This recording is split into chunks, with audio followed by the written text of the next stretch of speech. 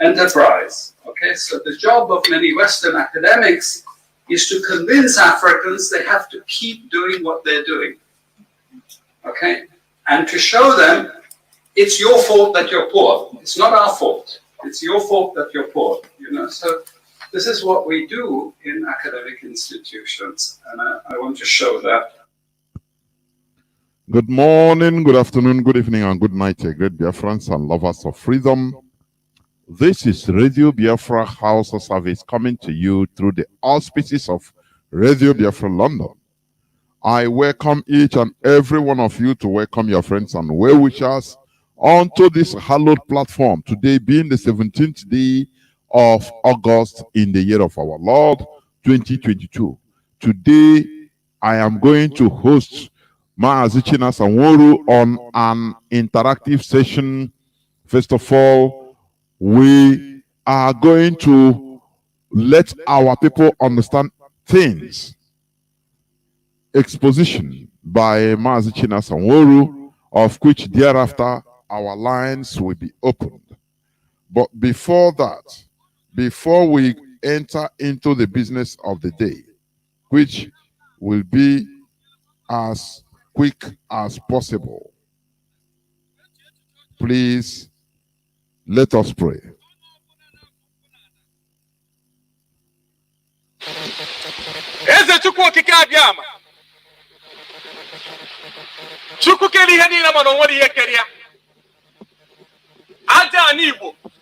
Ọkọ bunye nwata n'aka na hele ya.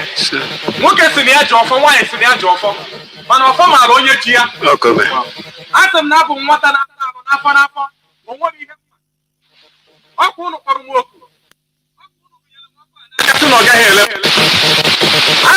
Mbosi ọbụla mụnwa bụ nwa eze Chukwu bụ ụzọ mba nke ọma dịka Don Place Stampe Master aka ji ọfọ Igbo niile. Asị m na ntinye aka n'imegide ụmụ Igbo ma ọ tinye aka n'imegide ụmụ Biafra. Chukwu okike abịa ma aja anyị gbasị gị megide m. Mana ọ bụrụ na m atinyela aka n'imegide ụmụ Igbo, na m atinyela aka n'imegide ụmụ Biafra, na m atinyela aka n'imegide Nnamdi Kanu, onye ọbụla tinyela aka n'imegide Nnamdi Kanu, onye ọbụla tinyela aka n'imegide ụmụ Igbo, onye ọbụla tinyela aka n'imegide ụmụ Biafra, onye ọbụla tinyela aka n'imegide m, asị m ana tiwe lie ya. Asị m onye aṅụọ mmiri, mmiri gbagbuo ya. Asị m onye aṅụọ mmiri, mmiri gbagbuo ya. Asị m onye a zụkwụ na ana tiwe lie ya. Asị m onye a rie nnu, nnu atakasịrị ya arụ. Chukwu okike abịa ama ebunye m ọfụ Igbo niile. Ọfụ Igbo niile, ike nke ụmụ Igbo, ike nke ụmụ Igbo ji eji ọgụ. Abụnye m gị tata bụ ụbọchị Eke, mmụọ niile bụ mmụọ Eke batara n'ala Igbo. Asị m gị binye, bịa n'ọrụ ụmụ Igbo ọgụ, bịa n'ọrụ ụmụ Biafra ọgụ, bịa n'ọrụ Maazị Nnamdi Kanu ọgụ, bịa n'ọrụ m onwe m ọgụ, bịa n'ọrụ ndị ọdịnala niile ọgụ, bịa n'ọrụ ụmụnne anyị niile ọgụ. Asị m na bido tata gawa ka m na-ekwubi ndụ n'isi ụmụ Igbo, ka m na-ekwubi ọganihu n'isi ụmụ Igbo niile. Ana m ekwubi na tata ka ọgbaghara dị n'ala Igbo ga-adajọ. Tata ka ọnwụ dị n'ala Igbo ga-adajọ. Ya jeela anyị ọgụ n'ọnụ niile, ọnụ ọbụla na-eri nnu eri mmanụ anaghị ekwu arụ. Ọnụ ọbụla na-eri nnu eri mmanụ anaghị emegide nwanne ya. N'ọnụ ọbụla na-aṅụ mmiri na-eri nnu eri mmanụ nke pụrụ echiche imegide anyị, asị m ọnụ ada ogbu. Anya ọbụla na-ekpe anya ọjọọ nere anyị, anya akwụọ isi. Ụkwụ ọbụla jeela anyị ije ọjọọ, anyị sị ụkwụ ada ngwụrọ. Aka ọbụla fụrụ anyị wee tụwa aka, anyị sị aka akpọnwụọ. Osisi ọbụla fụrụ anyị na-atụ mkpu, anyị sị ikuku futuo ya. Onye ọbụla fụrụ anyị wee cheta ihe gburu nwa ya gbuo ya. Onye ọbụla fụrụ anyị alịlị akọkwana ya akọ, anyị sị anya mmiri akọrọ ya n'anya, anyị sị na anyị ga ejere anyị ga na-ana. Ọ ga-adịrị anyị na mma, ọ ga-adịrị Nnamdi Kanu na mma, ọ ga-adịrị ezinụlọ ya na mma, ọ ga-adịrị ụmụ Igbo na mma, ọ ga-adịrị ụmụ Igbo nọ mba ofesi na mma, ọ ga-adịrị ụmụ Igbo nọ na mba niile pụrụ iche iche na mma. Ndị niile nọ n'ụlọ mkpọrọ na ha ga-apụta, ha ga-enwere onwe ha. Na anyị bụ nwatakịrị na-asa arụ n'afọ n'afọ, nke anyị kwutere bụ nke ọma, nke anyị gụtara bụ nke ọma, nabata na anyị n'ime mmụọ na eziokwu. Mana nke anyị na-agatara, biko gbaghara na anyị na anyị amara agụ na anyị bụ nwatakịrị. Anyị ekelekwa unu ụzọ ọbụla anyị si na-emegide unu, ya gbaghara anyị ma nyekwa anyị ike na mmụọ anyị ga-eji gbaghara ndị mehiere anyị. Anyị ekpe ma kwere na gị nwa bụ Chukwu okike abịa ama, Chukwu Eke, Chukwu Orie, Chukwu Afọ, Chukwu Nkwọ, Chukwu kere ihe niile mana o nwere ihe kere ya. Anyị sị gị ya gozie mmiri, ya gozie obodo niile ọ ga-awụsa.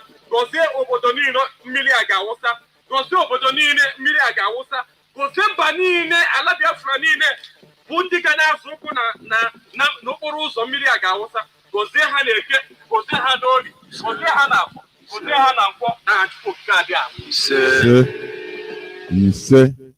He said, once again, I welcome each and every one of you to draw nearer to your listening devices today on this interactive session with a member of the DOS, Mazi Chinasa, Nworu.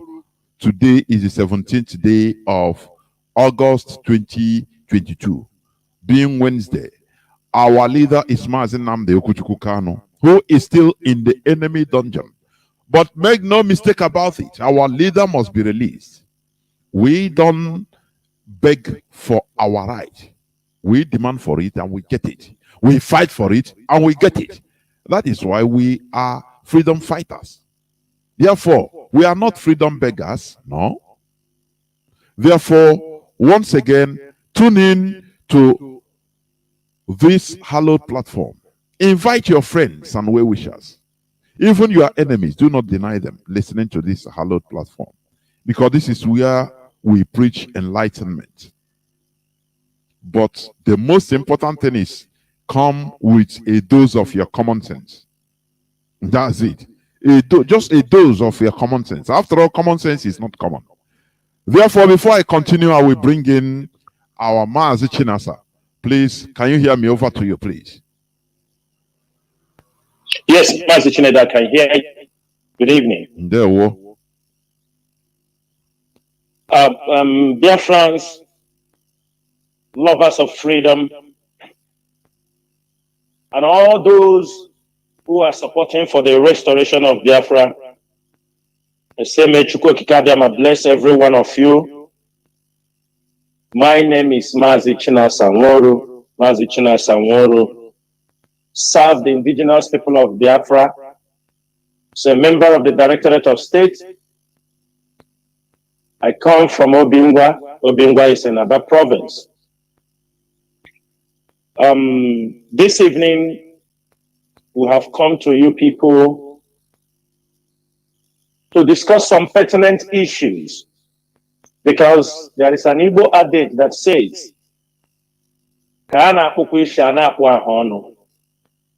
as we are fighting for our freedom, there are things that our people need to understand. There are issues that need to be clarified. There are things they need to go back to their houses and think deeply. Because sometimes we are fighting for freedom. At the end of the freedom, when we come back home or when we restore Biafra, everywhere will be completely disaster. And that we do not want. Biafrans have suffered a lot. We have been misinformed. We have been let down. History has been hidden from us. And realities have deluded many of our people. For that reason, I come to this platform this evening, Mazi Chinedu. We want to educate our people on certain things as we are fighting for the restoration of Biafra. These points we are going to discuss this evening are some of the things that hinders many of our people not to fully participate in what we are doing because they are being misinformed. People are giving some fairy tale stories, and you find out that those stories at the end of the day, if you look deep, you find out that they hold no water, and they should not be an excuse for anyone not to fight for his freedom. For that reason, Mazi Chinedu, I will hand over the mic to you so that we can kick off from here. Thank you so much. There is no much preambles on today's program because we go direct to the business of the day. There is this issue concerning, when you look at right from time, you see that the caliphate, the Fulani, politically they call themselves they call themselves the North, which is not true anyway, because the Fulani, they are in control, so they use any name they want. When it comes to rallying people politically, they use the name North. But when it comes to the benefits, reaping the benefits of anything, they now go back to who their real self, Mietiala, in order to collect money. Now, the point I want to bring out now is, you see that right from time, the caliphate have been using our people in the North as a blackmail to holding us hostage. Every time, every threat or threaten, they threaten us with the people our people in the North. And you see that, common sense. I'm not talking about even education or anything, but common sense should have told our people, should have made our people to understand, after the war, the way our people rush back to the North without common sense, no single common sense.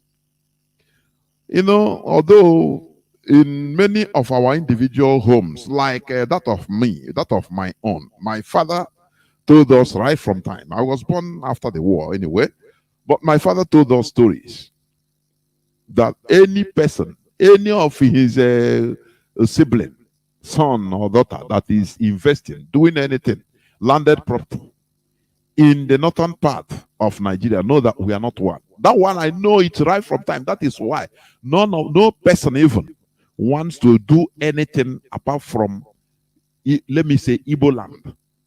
So that is common sense. But you see, millions of our people still rush back. And this thing has been a very, very big blackmail. You see, even right from time of recent, they have been threatening. If there is anything, you see during Okorocha, is it Okorocha time, when Fulani terrorists were arrested in large numbers. It was Kwankwaso that time that threatened that they should be released, or none of our people from the North will get out alive. So we have been seeing this, we have been hearing this, and still we continue moving that way. Which way? Staying in the North. Now I want to ask this question. Really, what is the benefit of our people being in the North? What is that benefit? Let us talk about it, please. Is it that North makes them richer? What is that benefit? Let us comment that, Mazi, please. Yeah, Mazi, thank you so much for this. Is this a very good introduction to this topic?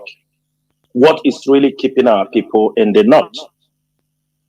Mazi, I am those who happens to be in the North. I studied in the North before I traveled abroad.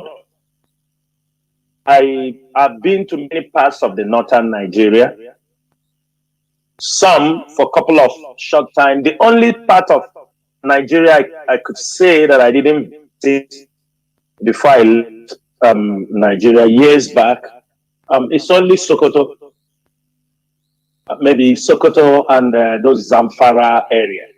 But I studied in Maiduguri.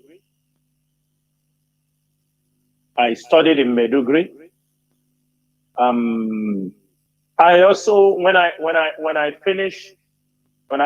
traveled abroad, I was also sending businesses to Maiduguri. I was exporting from China to Maiduguri, to Nigeria, doing some business in Maiduguri before Boko Haram struck heavily. And I can tell you one thing, it has been of blackmail, deception. Yes, nobody can disagree that our people do not have businesses in the North. Anybody tell you that we have businesses in the North, that person is lying. You Abuja, Abuja office today. As many people from our region who have traveled to the north, most times they don't return back. If you ask many families, I have an uncle, I don't know if he's still alive. I have an uncle, I was a kid, I used to hear about his name. Then when they said the mom, after the war, the mom took them as a and moved to the north. Fortunately, one of my sisters is from her I went to study, and I went to the north. I saw that our uncle, I saw him a couple of times. He used to, if you ask him, he says in Bama. He never returned home till today, since after the war. But these are some of them, are some of the people who hoping. We have people in the north. They have never come home. Mazi, I know many of our people who are living in the northern part of Nigeria, they can stay 7 years, 8 years. They have never visited home. I can tell you that. They can only come home when there is burial or anything, somebody died, they follow them. I know many of them, they have never been home. Most times, these are the people, we have people that are doing business. I did business, even though I didn't go to, but I have friends who are businessmen. You can easily value the type of business they do, the goods. You can value many of them.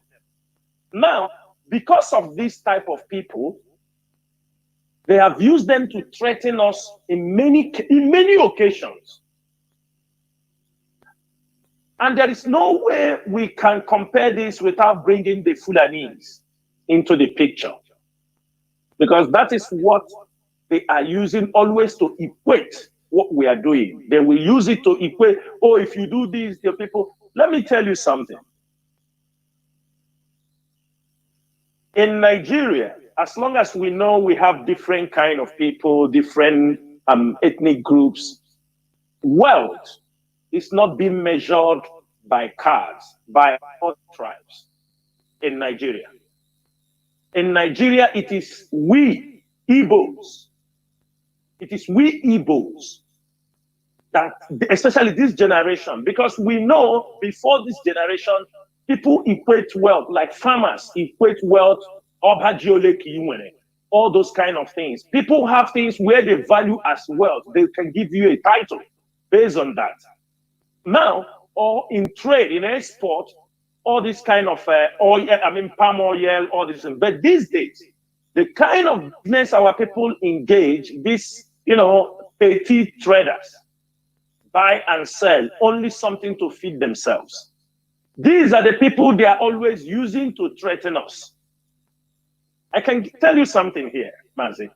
If you look at the Fulanis does not measure their wealth. They don't measure their wealth by how many cars they have. They don't measure their wealth by how many houses you built. Sometimes our people, I can say, oh, how many Fulani build house in Igbo land? Their wealth are not measured by those things. They don't measure their wealth with those things.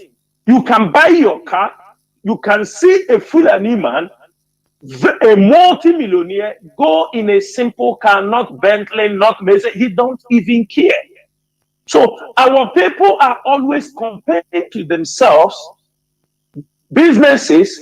They will come, the Ohanese or these politicians will tell you, no, we have our people in the north. But let me give a little analysis on this, our people in the north. In as much as we have a good number of our people living in the north, but I want you and every other person that is listening, go and make a research. Make a solid research on the businesses they are doing in the north. Go and make a research. They pay rent. They live in that place. They import their businesses down from the east also. You go to the shops. If somebody, most of them, there are rich people, but most of them you see doing these businesses, you go to their shop, goods of 500,000. goods of 1 million. Some selling, can see somebody tell you, oh, my business. They are selling beer parlor. With some bottle of beer. Just from hand to mouth. How direct. much do you think? From hand to mouth, Mazi. He's selling maybe with 200,000 or 100,000. He buy meat today, he cook. People come there, they gather, they drink beer, they do this thing. This is the business he's talking about. Some say, I am selling this clothes to Texile. How much is the money?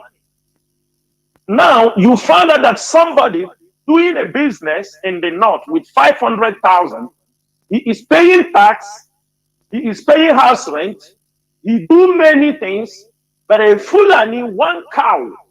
Mazi, if you see some of those cows, like some of these, they are cows they were showing on social media last time, those big big ones.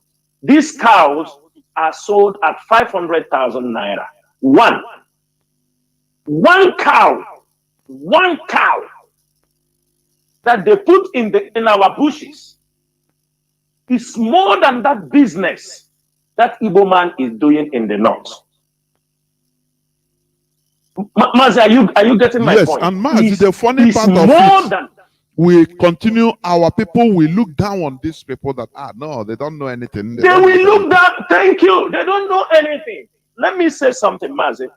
You know, the Fulani people have been controlling the cow business for centuries in Nigeria. Even before the amalgamation of Nigeria, the Fulanis have been controlling. And there is something our people don't understand. Among the Fulanis, there is a ruling class of the Fulanis. The Fulanis have a ruling class. This ruling class, they call them the Torobe. Yes. I don't know if my pronunciation yes, is very well. They call them the Torobe. Yes. That is it. This Torobe, you found them mainly in that Sokoto region. They control all Fulanis, not only in Nigeria, in West Africa. Mazi, in a Fulani household, you know, brother, you know, married in a family of a Fulani household, cattle or cows is the wealth for the family. It goes from generation to another generation. In a standard family, in a Fulani standard family, brother and sister, in a one family, because they own these cattle as a household, minimum, each family owns minimum of 1,500 cows. 1,500 cows. Mazi, I'm telling you, it is not that if you don't have, they bring you in the family and they will give you a share from the cow. Sometimes the family, they will say your own is 50. You are just coming on. That is how they set up families. Mazi, calculate 1,500 cows at the rate of, let's say, 300,000.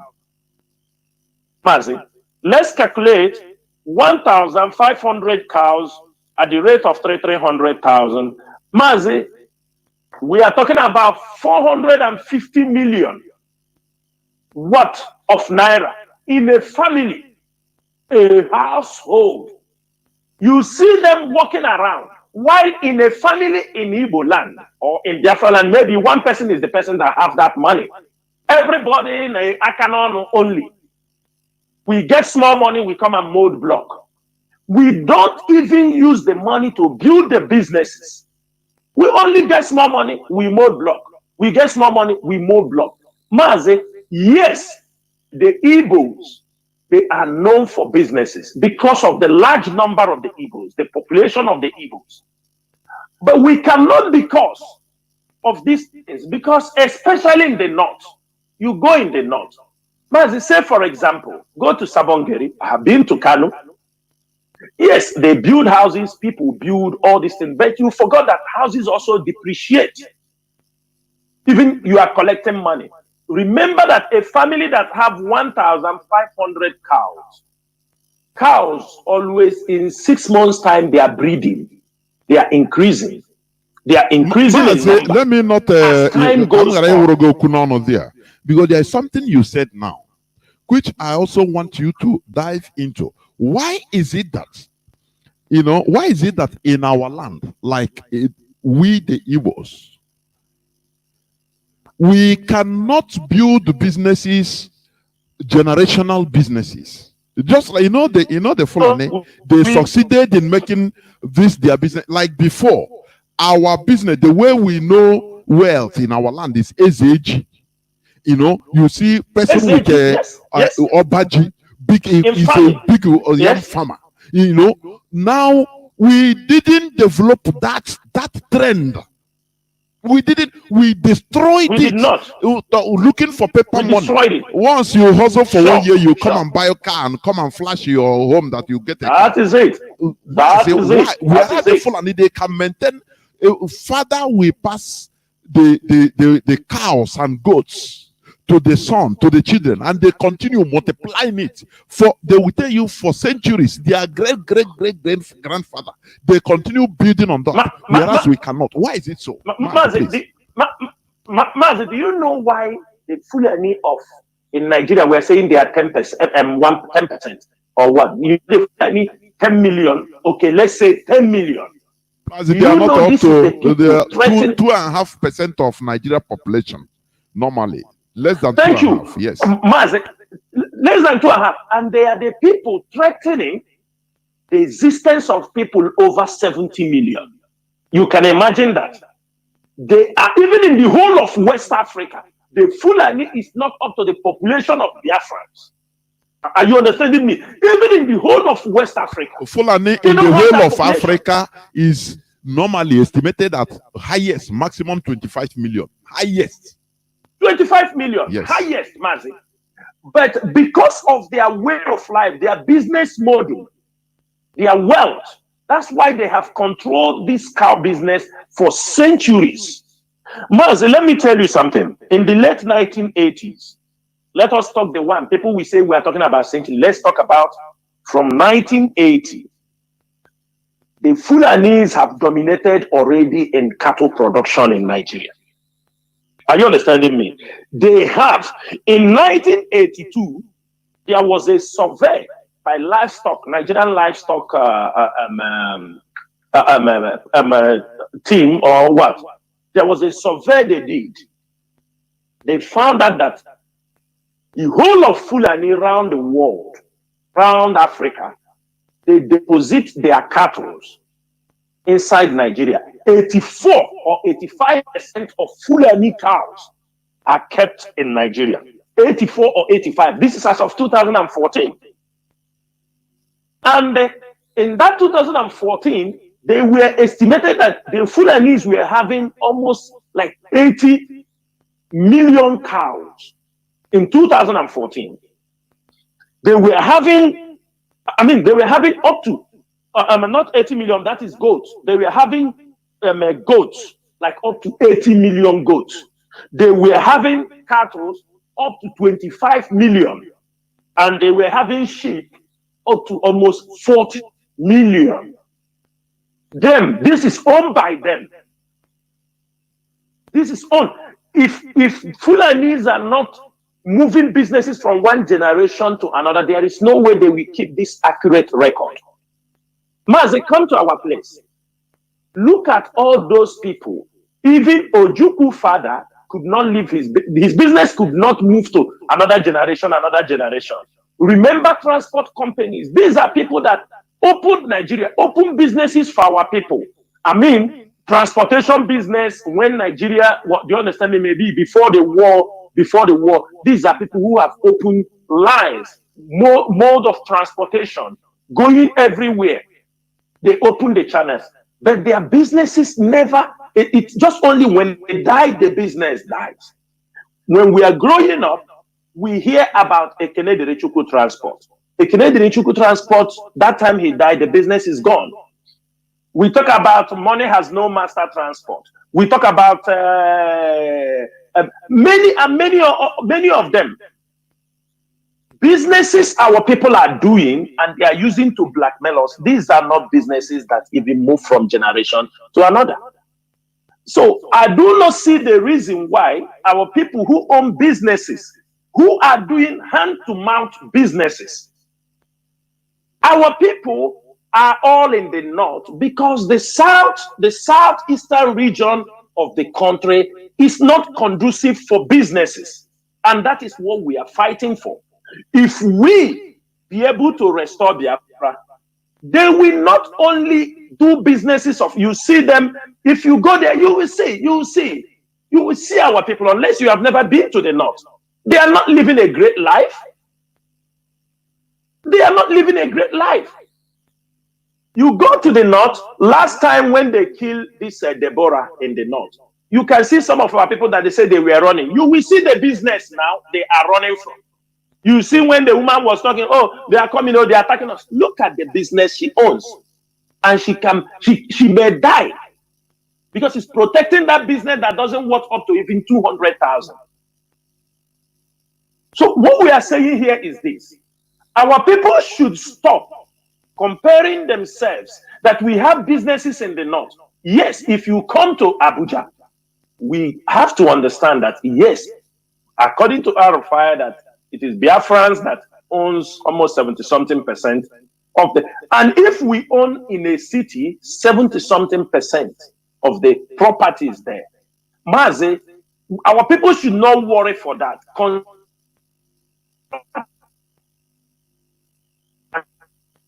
You are not going to lose it. At worst, if they give you taxes too much, you sell your property. Mazi, Ethiopia, Eritreans divided from Ethiopia. And they had their, people were having, many Eritreans were having businesses in Ethiopia. They didn't lose all their properties. South Sudanese were having properties also in Sudan, in Khartoum. They didn't lose all their property. Talkless of this majority of our people in the north, who are always, they are using to threaten us, that I remember your people in the north. If we look at really those in the north, what are they doing? What are they doing? Go and make your own research. So because of this number of people who don't even come home, some of them will never visit home, some of them will never come home. Because of them, they are now holding us ransom. When you talk, Ojo Zakalo will come out and tell you our people in the north, or Haneze will tell you our people in the north. During the time of Jonathan, our people killed in Kanu. I think because Ohaneze collected the blood money for those, and they never allow any one of them to be brought home. They buried all of them there.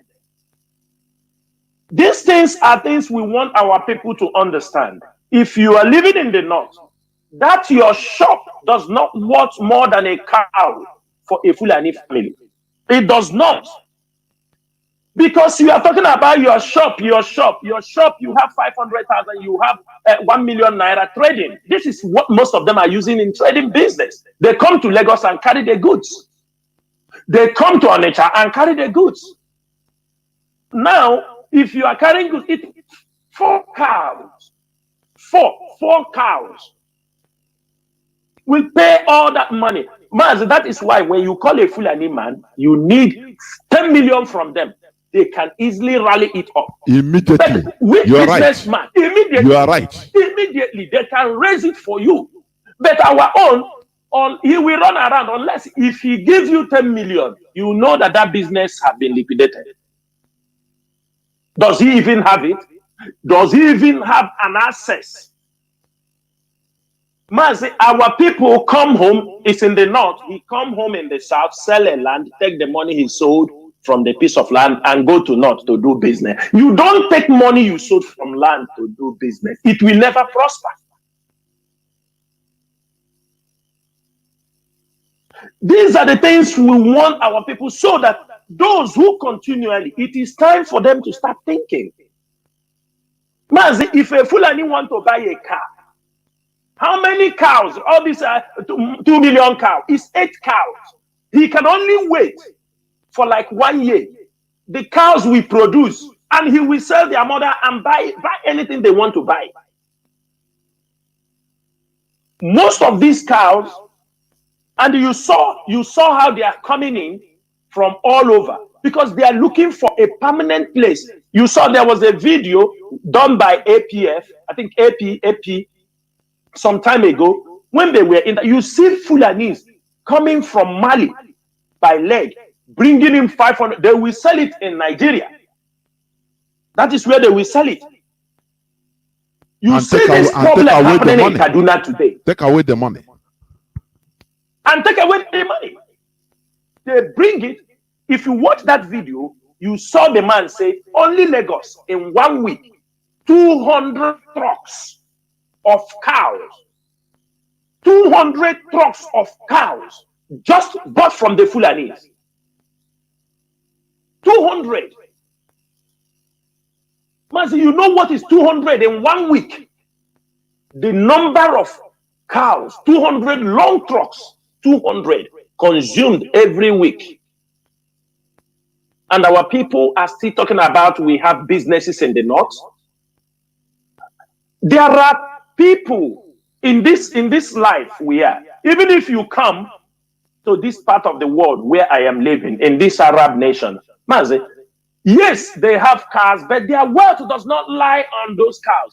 You will see an Arab man, he will tell you he has 500 camels, 1,000 horses, not cows, their own wealth. Mazi, there are some camel, I'm telling you, they will tell you this camel is 10,000 KD, worth $30-something thousand. A camel. The one they eat are these camel they bring, there are some white camels they bring from Australia, all these things. I mean, these people kept their wealth. We have nothing to keep our wealth. In Biafra land, we have nothing. Mazi, there is nothing. In family, there is nothing. We have nothing we can say our wealth lies here. It has been bastardized. Mazi, if you go to many countries, some countries like Australia, they are exporting meat like nothing. This is where their wealth is. Some countries, if you go, is agricultural products. If you go to India have the highest number of producing what they call it, mango. Any type of mango. They are #1 in the world. The oil in our place, this is not, because everybody fighting. What do we have? What do we have as a people? They have destroyed the yam. They want to destroy, even we practice horticulturist and agriculture as they call. You just farm the one that will feed you and your family. Then our people in the north are also holding us on ransom. They are using them to hold us on ransom. And that is why we're coming to this program this evening, to let people know. People should not come and tell us, because if we continue looking at our people, if our people are really doing businesses that worth it, the North will not allow them. What they are doing is services for them. The wealth does not lie in all those buying and selling. And in most cases, our people are only, some businesses our people do, it's also our people are those, they service with their business. When you open a beer parlor, where it's Ipob people, you open a motel, it's our people coming there to drink, brew whale, all these things. Of course. That is it. There is no production. It's just like opening, Mazi, it's just like an Igbo man who is a pastor that owns a church in Sabongeri. Who are the customers? It's still Igbos. Who are the members? Who are the members? Yes. So it's our people. Yes. Mazi, if you watch, we say we are doing business. Do you know the North we import more goods from the North to our place than what we send up? Are you aware of that? Are you aware of that? Mazi, tell me what we are exporting to the North. Just tell me. Think what we are taking from, if not from spare parts. Is the spare parts belong to us? Are we not bringing them from outside? Is it not importing? We are importing them. What do we have naturally that we are exporting from the South? It's from the eastern region to the north. These people bring in the onions, they bring in the tomato, they bring in the, it's now that people have started making, planting of cucumber. They bring yam. We were having yam before. They have destroyed the yam business in our place. They are importing their yam. They are importing their cows. We say we take spare parts, we go there. We take their palo, we go there. Are we even reasoning at all? I want to understand. You go to the north, you open a church. It's our people will attend. You build Anglican church in Medugri. If you go there, it is all Igbos attending it. Look at Owo attack, Owo terrorist attack. More than 80% of the people slaughtered are Igbos. I was shocked when I saw the list. People. Yes. But they will tell you it's just Mazi, not only in Owo. Mazi, not only in Owo. Go to Medugri. Go to Yobe. If you hear Catholic Church, you hear Anglican is here. Everybody, 99% are all Igbos. The church that the Hausa people goes, this you will see them this Ekwa. You understand me? These are evangelical Baptist church. You will also know. Our people, do you know, Mazi? Our people go as far as the Chad Basin from Medugri to bring Gamborungala, to bring dry fishes. Dry fish is coming from that area. You will see trucks, people from Delta State, Isoko precisely. Many of them are doing the fish. So what I'm asking, we are just a consuming people. So if we are all consuming, carried away that we have a business, why we don't have the business? Mazi, why can't our people come back? Set up these businesses, because why? If you want to build a nation, these businesses you are building outside, if you can build them in Biafra land, you can grow. You can even beautify now you can even take loan in your own place, because this is your place. People knows you are born here. People knows everything about you. Because every time our people tell us about business, we are in Medugri, we are in the Kanu, let us go, send people. If you are in Kanu, you are in North, look around the business you're doing. How many cows do you think it works? How many cows? How many trucks of onions? Spare parts. Are they buying it every day? But onions, tomato, cow, meat is being eaten on a daily basis. Yes, daily basis. On a daily basis. Even goat. You come to Biafra land now, we have no goats of our own, no local breeds.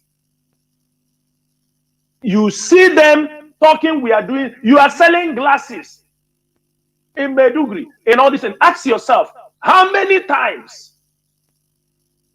are they buying the glasses? How many? We are talking about until our people understand that in any ramification that we are still, what we are doing, Mazi, what our people are doing is just this, we are just so loud for nothing. I'm telling you, we are loud, but we are empty under. Under, we are empty. We have no taproot. Your father will die, there is nothing left for you. Because when you leave it, there is no model to move into the next stage. Some will even kill you so that they destroy the business they do. People, there is no, and any nation that works in this path, they are just destined for destruction. We are now thinking, because of the coming of Ipob and Mazi and Nnamdi Kanu, because had it been we continue in this way, because they came, they destroyed our culture. If you go to the north, you see most of those our people wearing, Mazi, they are wearing babariga. Mazi, none of them in the north can probably wear an Igbo dress and walk around. In that place, they say they are safe. Nobody, none of them. Ask them, how many of them can wear that Igbo dress? Do you understand me? Our traditional, and walk around in the market and do this thing. How many of them? How many? And this is the place some of them continue to tell you, yes, we have businesses, you have this, but you are not safe. For how long are we going to continue to wait because of our people living in the north? These are the questions we are asking. In as much as we are not waiting for them, we are also making it very clear that they have to know that as we are pursuing this, as we are on this journey for freedom, we have done all we can to educate them they need to return home. We have informed them they need to make sure they are in Biafra land when Biafra will be restored. And we use this opportunity to appeal to our people. Those who have some, you have some trucks, you have some tractors, things to do business, to plug the land. If you have a property in Biafra land, I appeal to you, do not sell them to go anywhere. Biafra is coming. Because it will be very bad. You sell those your properties, or you sold them, you travel out. I'm telling you, when Biafra come, it will be difficult for you to start again. It will be very difficult. I will appeal to our people. If you have any technical equipment, things, handwork, be around. Hang around in Biafra land. Biafra is coming. And we are not going to, why we are making this program is for people in the north to understand that after a careful study of what we have seen, that in any ramification that the north is still on a higher advantage than us, that they cannot use them who are in the north to always bamboozle us, why you do this, why you don't, people in the north. We are not. The number of the northerners living in the eastern region is little, but they're bringing everything into our land. They are bringing granite, they are bringing maize, they are bringing. I mean, companies, brew wheels that are being supplied with all these things. Most of these brew wheels, they are taking their industrial goods. They are taking it from the north, but you don't know. They are importing them from the north. So all these spare parts they are telling us, every time they tell us spare parts, as if we are producing spare parts. We're not producing anything. We are the ones suffering. You go to abroad, cut, do the labor, cut the car, bring it, carry it on the ship, fight through the customs, do everything, bring it, then you still carry it to the north, to their doorsteps. And you still live in fear. Some of our people in Kanu, they are still selling drink. Upon they see they are destroying this. But if you ask him tomorrow, you say, our livelihood, our business, because he's selling their palo. What we are saying this evening, it is time our people reason and stop this comparison. Do not compare. This Fulani man is not, he didn't build car. Yes, it is not their way. It is not their source of, it's not a way of life for them. They will, even if you cry for 100 years, they will not buy car and start driving it around with you in Biafra land. They will not come and stage a big ceremony and start. They will not do it. It is not their way of life. They are not going to imitate your way of life. These things we have to be very clear. Yeah, Alhaji is selling suya. He sleeps he sleeps there because the business he's handling is a family business. Sometimes it doesn't belong to him alone. They are gathering their wealth. He died, his children continue. So we want to make it very clear that we are closing this chapter. Both our elders, both those who will come to tell us tomorrow, no, these people, they are coming, our business, our people are there. There are people there. Sometimes the leadership we do when their tension is high, Our people will say, hey, there are people they want to leave the north. If you can send transport for them. We are not sending anybody transport. I'm making it very clear. Because for many years, some will say, some want to come back. If you can give them transport, a charter car, they come. No, we are not doing that. The earlier, the better you start coming down home.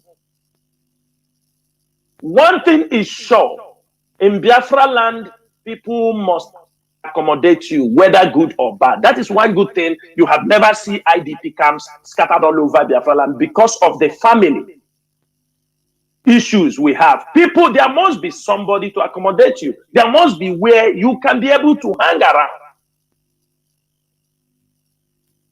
So it's better you start coming down now, because at that particular moment, we have to check and control those in Biafra land, control the border system. It's not whether it's that people are coming. The same mistake we did in 1967. That time, let us assume there was not enough ways to disseminate information. But this time around, there are multiple ways. There are ways through the radio we own ourselves. There is no propaganda. We tell you how it is. There are social media. There are many ways you cannot be able to deny. If you have not heard it, your friend have told you. There is nobody in the northern part of Nigeria who is from southeastern region that will not say he's not hearing this cry for independence. And he's not following the trend of things that are happening. Because you continue, tell me in which place, Mazi, in Kaduna State, in 1960, the Nigerian government, they called that place the Kachia Grazing Reserve. The Nigerian government, knowing it's not today they start bringing in Fulanis from many places. It's a very long, it's a very, they put this place, it is 31,000. By now it's more. That was in 1960s, in the 60s. 31,000 acres of land was given to the Fulanis for ranching. And that the effect of that grazing reserve is the effect you are seeing today in Kaduna State. The killing, they have moved from that particular grazing reserve, 31,000 acres of land that they did in the 60s. You can see the consequences in Kaduna against the indigenous people in Kaduna today. Yeah, Mazi, you said? No, I said they have taken over everywhere in Kaduna State today. They have taken over everywhere in Kaduna State. From that only reserve, from that reserve in Kaduna State, given to them in 60s. One thing is our people don't understand is that these people, like the governor of Bauchi said, they have their families spread all over. Like we Igbos also, we Biafrans, we have got our families, you know, people living abroad, living all this thing, but it is not giving us the opportunity to draw them to where we are. We don't have that opportunity. But these people gradually, what they did in 1960, they make Nigeria the international market for cows. When we ban cows, I saw people also coming, you know, Maz, there is a where our people reason, it is really, really worrying. You know why I give a little history of how these Fulani people came, how their business have flourished for centuries, even this period. Because our people are saying, you people ban the Fulani cows, they are still selling. I said, you are stupid. You people are stupid because you have no information about how they are deep-rooted in our business, in our life, and in our land. It will be a gradual process. But our people like to see everything like magic. But when you just say it, Mazi Nnamdi is in detention. Get Papatai tomorrow. You understand me? This thing is this. This is the way our people have structured their way of life. They forgot that these cows, there are our people who are also investing in these cows, who have these cows. The only way we can dislodge them as we ban it, we continue to stop patronizing them. We found alternatives. we encourage our local cows, it will start to compete them in the market.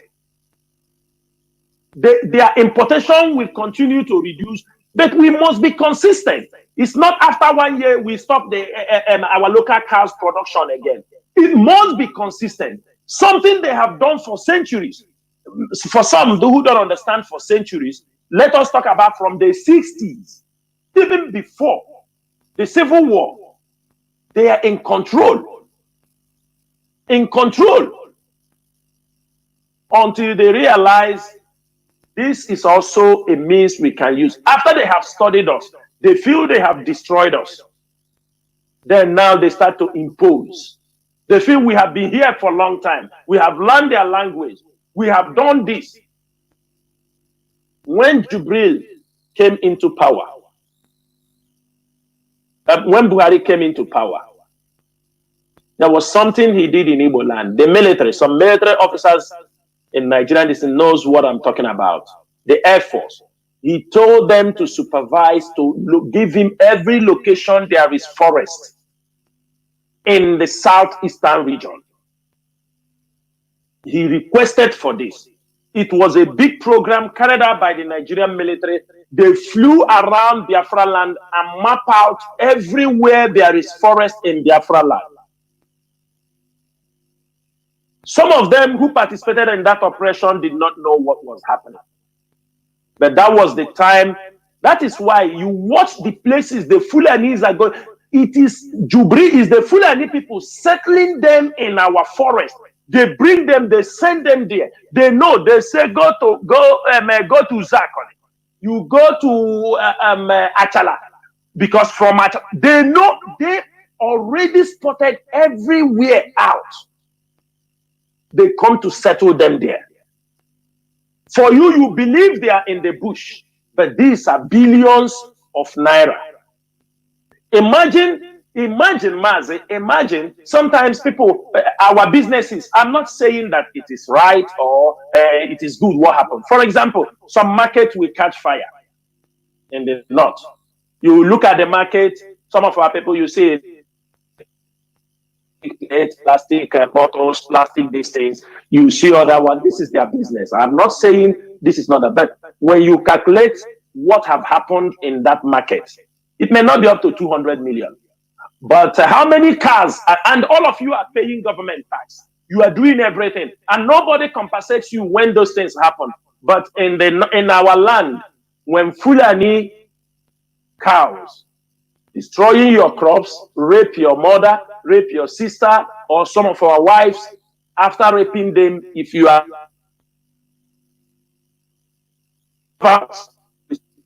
pay them, they will still go to pay them for the cow. And they made that cow. Imagine those class of cows that they are selling at 500,000 each. Imagine 100 of them. 100 of them. Imagine how much it is. Just cow in one place, in one bush. They pay no tax, they pay nothing. And that is why they continually refuse to be in a ranch, because they will not pay. If they can be in a ranch, even state government can take a tax, because Nigeria government is taking taxes from our companies. There are federal revenues, they are collecting taxes from them. But the Fulanis refuse. They will not put up that business where the state government or any people can take tax. Out of stupidity, our people will bring them in, because every month, and they give peanuts to our traditional rulers. Peanut. Mazi, they don't give them more than 500,000. 500,000 is what they give to them. Just money for one cow. He will take the land for the community and hand over to them. Every month, they give him something on his own pocket. And when they start killing their people, he cannot be able to talk. Our people in the north burn down their businesses. Nobody speaks for them. Why are they not? Because they saw what they are doing. The business they are doing there is nothing. It's nothing. It's not our people control. Mazi, you go to the north. Go, for example, in the market where our people are selling soup, food items. Is it not our women there? Oh, here was a new table. 50,000, 100,000, 60,000. Because of that person, you are telling us that we should not fight for our freedom. If you ask him, he say it is my business. Business of 50,000 naira or 100,000 naira that you are setting up. Because of that, I don't mean that, but what we are saying is take this business, come back home. You will still flourish in your land. Because if you continue, you are jeopardizing even your children. For you now, you feel safe. Your children, at the end of the day, they remain there. You die, they don't come back. They don't even know the way to their houses. They don't even know. Like at the beginning of this conversation, an uncle I told you, maybe they said they took him when he was like almost 10 years or what. He never returned back. Even now, I was the one who even have a contact with him. He had a son there. When I was in Meduguri, I had a son. We don't know even maybe if he's still alive or just this is the way. And we are waiting for this kind of people. When we talk, we say, oh, our brother is in the north. Oh, you don't know if he's coming back or he's not coming back. Mazi, these are the things we want our people to understand. In case you have anything to say, yes, I'm still here. Mazi, there is this issue, like, you know, when you see, because now I'm trying to compare the Fulani, their way, their behavior. Because before, we ignorantly call them, now they don't know anything. Not knowing that they are masters in their way. I'm telling you. Now, you see, we Igbos, we value something like cars, big houses. If you go into many of our villages today, you see empty. No person is there. Even the person that is staying there, you have to be paying the person to stay to keep the place warm. Now, but you see the Fulani, they always go to the basics of life. The basics of life, land, food. I could remember my father, who is still alive. He used to tell us stories of the war, the Biafran war. He said that the people that the thing affected most were people that we are living in the city. Our people that based in the city, living good, driving cars, you know, living good. He said there was a time your car, you bought millions. You are ready to exchange it if you see anybody for 1 kilo of yam. If you see somebody to dash that your latest Range Rover Sports, and for him to give you food to eat for that moment, you are ready to do it. Because the basics of life, food, just like you said, you know, while we are going on things like motor pass, it's not bad anyway. But the Fulani gradually they are taking, you know, the ground. What are the ground? The protein, the food we need. That is where they are going. So that tomorrow, if they are in case of necessity, difficulty, somebody with that possesses food, somebody with meat, that tomato that you love, said, and a tomato they cultivate onions, he will be alive. You that is handling that, you are going on Lamborghini. You will see that your Lamborghini will become useless in your hand because you want to eat first. Mazi, ordinary kidnapping happening in our place. Can any of them drive their car again? Oh. Ordinary kidnapping. Can any of them move the car from what? They are all jumping on Okada, Jambo Keke, Napi. This is what our people don't understand. Go ahead, Mazi. Yes. So what we are doing is to bring our people back home. When I mean home, not only bringing them from outside to our Biafra land, no. Home means the primary essence of life. The primary essence of life, as during the time of the old, that means of worthiness which we are known. Only always age. You know, only they know you. You are aware it is when they come. They see your budget. You cultivate. You have food. You have all these things that sustains life. Why not we go back to that stage? We have even modern technology. Now, in a very small piece of land, you can do with modern technology. You can cultivate things that even that cannot enter that will be more than maybe 3 acres of land. You just put it in a small place. So what we are saying, what I'm saying, because this is what I'm remarking.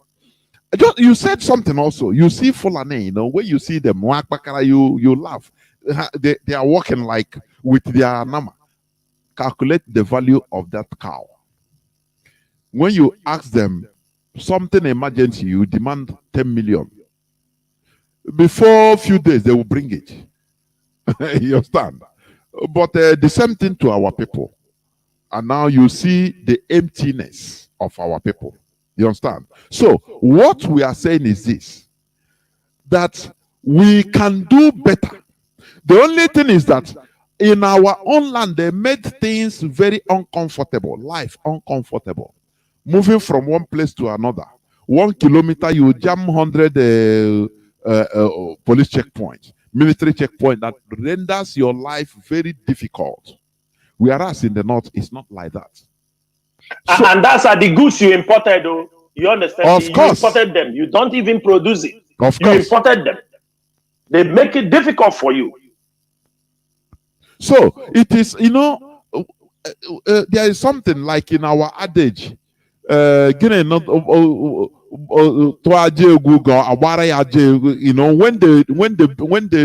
tune of music changes, you change the dance. That is how our people we should be.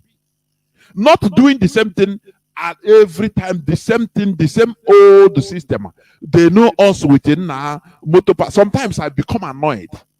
Oh, we are traders. Oh, motor pass. Hey, pass dealers. Which kind pass dealers? This thing I see now as insult. Whereas people, you see the Fulani, they are dealing with the primary thing. Mazi, it is. Mazi, let me tell you, in this part, like we are saying, things are changing. Okay? In this part of the world, mechanics, that and they will say mechanic. In this part of the world now, nobody wants to be called a mechanic. They prefer you call them car technicians. Oh, yes. Because now they call them car technicians. Yeah. You understand me? Because cars have moved out from those manual way and now become electronic, the dashboard, everything. Somebody will tell you, I'm looking for a car technician because you'll be able to diagnose with computer, but our people stuck in that. And most times, go and see the shops, Mazi. Go and see the shops. What is there? Everything is imported. No one can be said, shoe imported, clothes imported. Look at these clothes they go to Turkey to bring. These are the things, and our people bring it. The Northerners don't wear them. I think you know that. We go to Turkey to bring goods. We go to China to bring goods. Most of those goods we bring in, the clothes, it is still consumed by our people because the Northerners completely depend on those their fabric and so their abada. Do you understand me? And those their caps. That is what they depend on. So everything we are running around, we are serving our own people. We are serving our people. It's like you see some pastors, like Kuwait or Dubai or anywhere. You say, I have a church in Dubai. I ask them sometimes, tell me one person from that country you have. It's still our people. It's still our people that are. It's still our people. Our people that they start dragging. Come to my church. Come to my church. Come to my. They have never been able to change to bring one Arab. You understanding me to Christ? After all these years, they are making noise, binding. This is our people supposed to understand. Who are your priorities? Who are your targets? If it is only our people you target because of them, my brother, do it at home. I was talking to one person. I told him, You come to the Arab country for 20 years. For 20-something years, you say you're a pastor, you make church. You cannot be able to have, after 20 years, you still don't have a place you can say, this is where I have laid the stone for this church. It's from one basement to another, one basement to another, one place running around. When you go, you think another person have time to run around or that one basement to another. You understand me? You are not making progress. We need to understand these things. And those people we respect are those, like say Catholic, Anglican, Orthodox. Those ones they know, they have built their foundation. They can trust for many years. They have been there.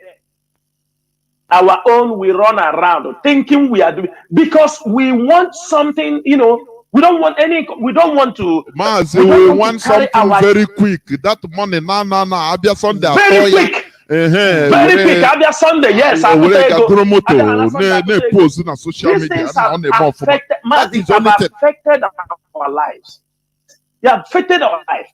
You ask yourself, to go anywhere they import, it ends in Lagos. Your customers are within Lagos, go to the east, do this. How many, these are Hausa girls, how many of them are following you to wear the trouser and move around? How many? They buy the Nigerian wax. Do you understand me? They make their dressing, they wear. The money is rotating inside the same place. Even though they may import that, our own, no way. Mazi, are you telling me, even our Ishiago, our tradition, we don't even have a place to produce it in our land. Our clothing, we don't have a textile company to produce it. And we make noise. It's because we lack those things. That's why people take over those chances. I mean, look at it. Man, somebody tell you, I am doing a phone business. I am doing electronics business. I am doing this thing. Mazi, he's not even doing it with the right people. They go to China, they pack it, fake the ones that, like for example, if it's Samsung, he will not prefer to bring. He will tell you the custom is high. That they have all excuses. There is always excuses. They will never bring something good. Even as you see all this clothing shifting everywhere, it is still the fake one. They go to Turkey. I'm wearing Gucci. These are all fake products. I'm wearing this, I'm wearing that. You just want to make yourself feel happy. This is not the original. So if you're not getting the original, why not? Why not live on something? Patronize your things locally. Be in your place. Then we make noise, and at the end of the day, we have no days. It's a very difficult, especially the people in the north, we need to look into those things. If you are in the north, it's time you leave. Why is it that... Who are your customers? Why does it deserve it? Why is it that if you come to Biafra land, Igbo land, you will see our people, see Igbo people just wearing this babariga, Hausa babariga, just casual. Oh, they want to use it as fashion. Yes. Okay. But in the north, they refuse all the, you can never see an Hausa man just out of casual, you see inside his wardrobe, just ordinary Hausa man or Fulani man in the north. You will see his wardrobe. Not possible. Ishiagon in his wardrobe. Normal, just normal. Maybe sometimes he can wear it as casual. But we feel even proud wearing other people's own. All these things gives me concern. Sometimes I say, how is our people created? Are we created to be perfect slaves? Mazi, it's a question sometimes I try to ask. Mazi, there is something you raise up at the early stage. When you were talking last time, now, about we have properties, we have things, we have homes. Mazi, as we are speaking here, many people living abroad, their homes are there, they pay to take care of it. even where you have even brothers and sisters, nobody take care of. As long as it's not his own, of course, we don't want to take care of it. As long as or it does not belong direct, to or him, it's not his own. It is mentioned, it's not for him direct. He will not take care of it. If you like, train him in university, finish, give him money to this thing. No, they don't take care of it. Many.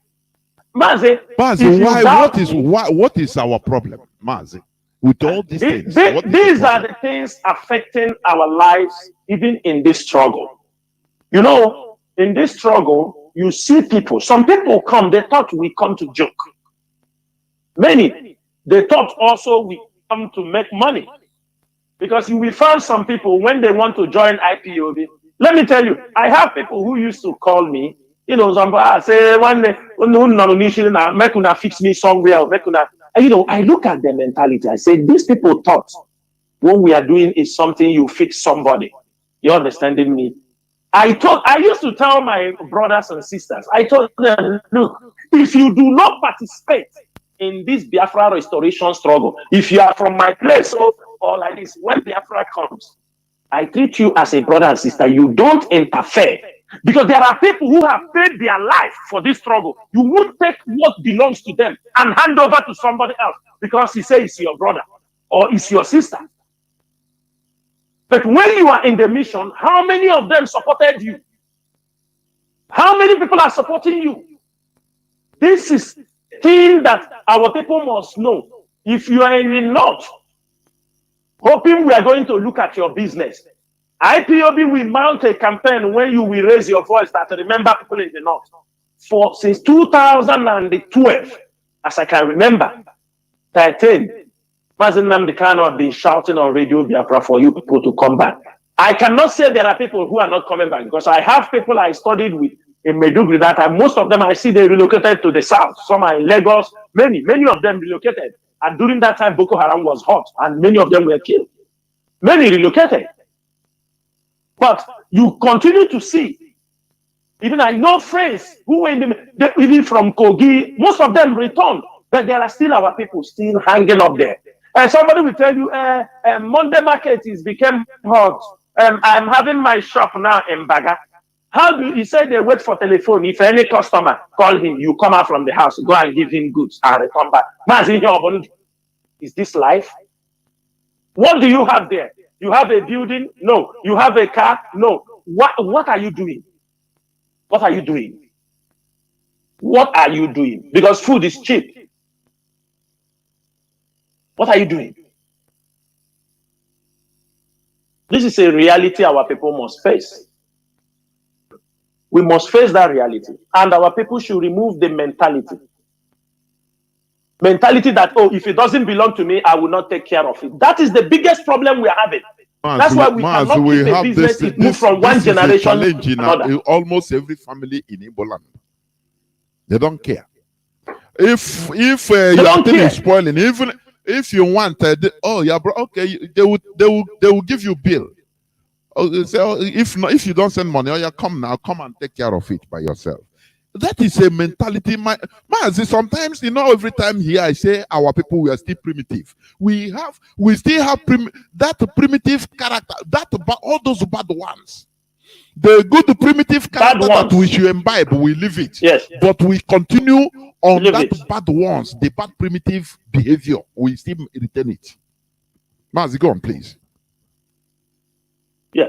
So, Mazi, that is the most important thing. We want our people to understand that you don't have anything in the north compared to what the northerners have. The northerners have a lot to lose than we. They have a lot. And they should know, if Biafra comes tomorrow, nobody is going to stop the northerner not to bring his, if he want, this is trade relationship. It's different. When you restore your nation, there must be trade relationship. If it doesn't happen in our present, it will happen in the next generation. Or this is normal. It's life. We must put these things into consideration. At the end of the day, today, this generation can say, after the restoration of Biafra, we said Fulani will not enter Biafra land. These are false propaganda. Don't think it's going to be a permanent. These are false propaganda. Anybody telling you those things is lie. And if you are thinking in this way, you're also telling yourself lie. Because when you restore the nation, the only thing you will create avenue. How are they coming? There must be a relationship. There must be that business avenue. Mazi, let me interject here. Do you know that the other day I was reading about documentary of some South Sudan, many South Sudanese living in Sudan today, living well, their business. They interviewed them. They said, no, everything, they are okay. There is no problem. Now they are living as foreigners with respect. Because they have a country now. But had it been that they were still under the same Sudan, they can be slaughtered. No person talks about it. Because it is internal matter. That is what our people should understand. But once you are, for example, our country is restored, Biafra is restored. People, Biafrans, if you want, you can now go and live in the Ariwas part you want, and you'll be respected. How many? Sometimes I ask our people, you know, every time they destroy our properties, kill our people in the north. How many of our people have been massacred in Cameroon? You see the number of the population of our people in Cameroon, which they have properties there, landed properties, everything. But have you ever heard that they targeted our people in Cameroon and massacred them? It's impossible. Because now it becomes an international affair. They come from other countries, for goodness sake. They have that ultimate respect. But the Fulani propaganda, they will continue confusing you. That is it. Mazi, please continue. Mazi, let me say this thing here. You know the Sudan you are talking about. I once lived. I was once, you understand me, living in Khartoum. You understand? And I was in Sudan when the South Sudanese were fighting their liberation war. For their liberation war. I was not told. I witnessed certain things by myself. Like you said, today, South Sudanese, they are a free nation. They can go to the airport with their passport. They live with respect now in Khartoum than how they were living years back.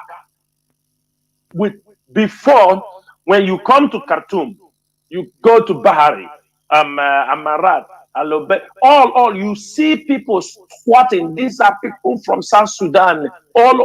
They squat like you will see. These people are passing hell. They are being harassed and they were hostile also because they know it was a wartime. But since they got their independence, I'm telling you, many of them went back. Those who want to remain in Khartoum, they went back, obtained their passports, and they returned back to Khartoum. And they are living there now in a more respectable way. Most of them who have their properties, nobody take it away from them. Of course, there may be criminals who may want to chance you, but if you know your right, nobody takes your things away. Our people should know those things. One thing you have to know, make sure your business are registered. Make sure that this thing worth something. Mazi, in this country I'm living, in 1990, when Saddam Hussein entered here and destroyed, after the war, people who ran away, they are not even citizens. They are just expatriates. They still came back. They said, I was having a car. I was having this in my home. I was having, and many, almost, they paid all of them the compensation. They paid. As long as you have evidence, I was having this car when Saddam Hussein came here. I was having this. I was having this. The government paid a lot of people.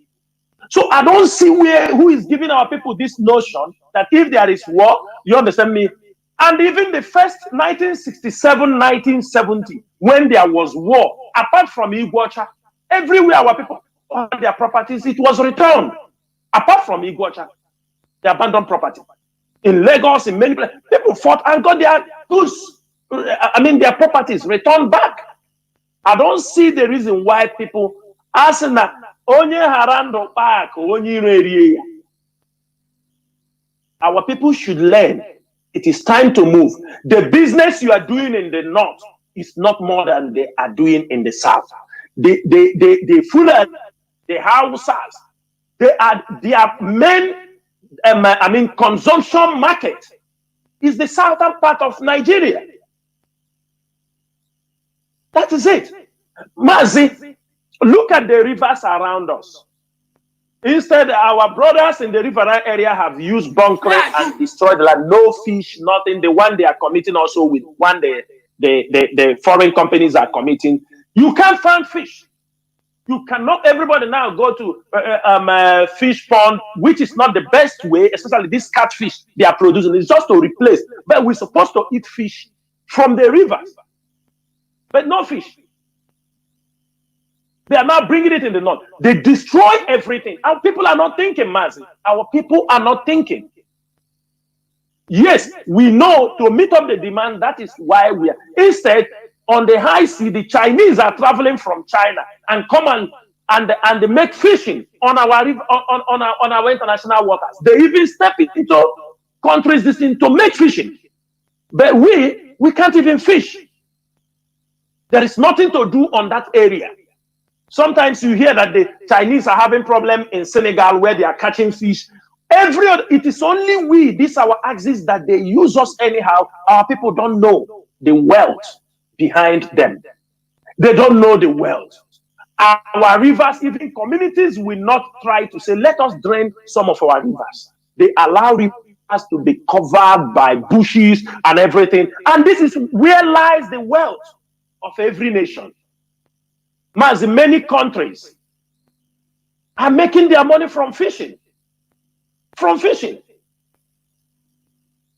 Japan, all these places, don't you see their trolleys around the world? Fishing, meet up the demand. Where are we getting our exporting? Every day. That belongs to us originally. We say for everything. It's nothing we are producing. Say this is from us. Don't worry. Nothing. Nothing. Nothing. And it is very, very bad, Mazi. It is very bad. There, Mazi, let us steer this discussion to another topic also. Of these combined topics, one, the way our people turn the burial ceremonies into feasts. When somebody is sick, for example, and the family needs money to get the person medical attention or cured in the hospital, hardly they can get money borrowed or lent to them by friends and well-wishers.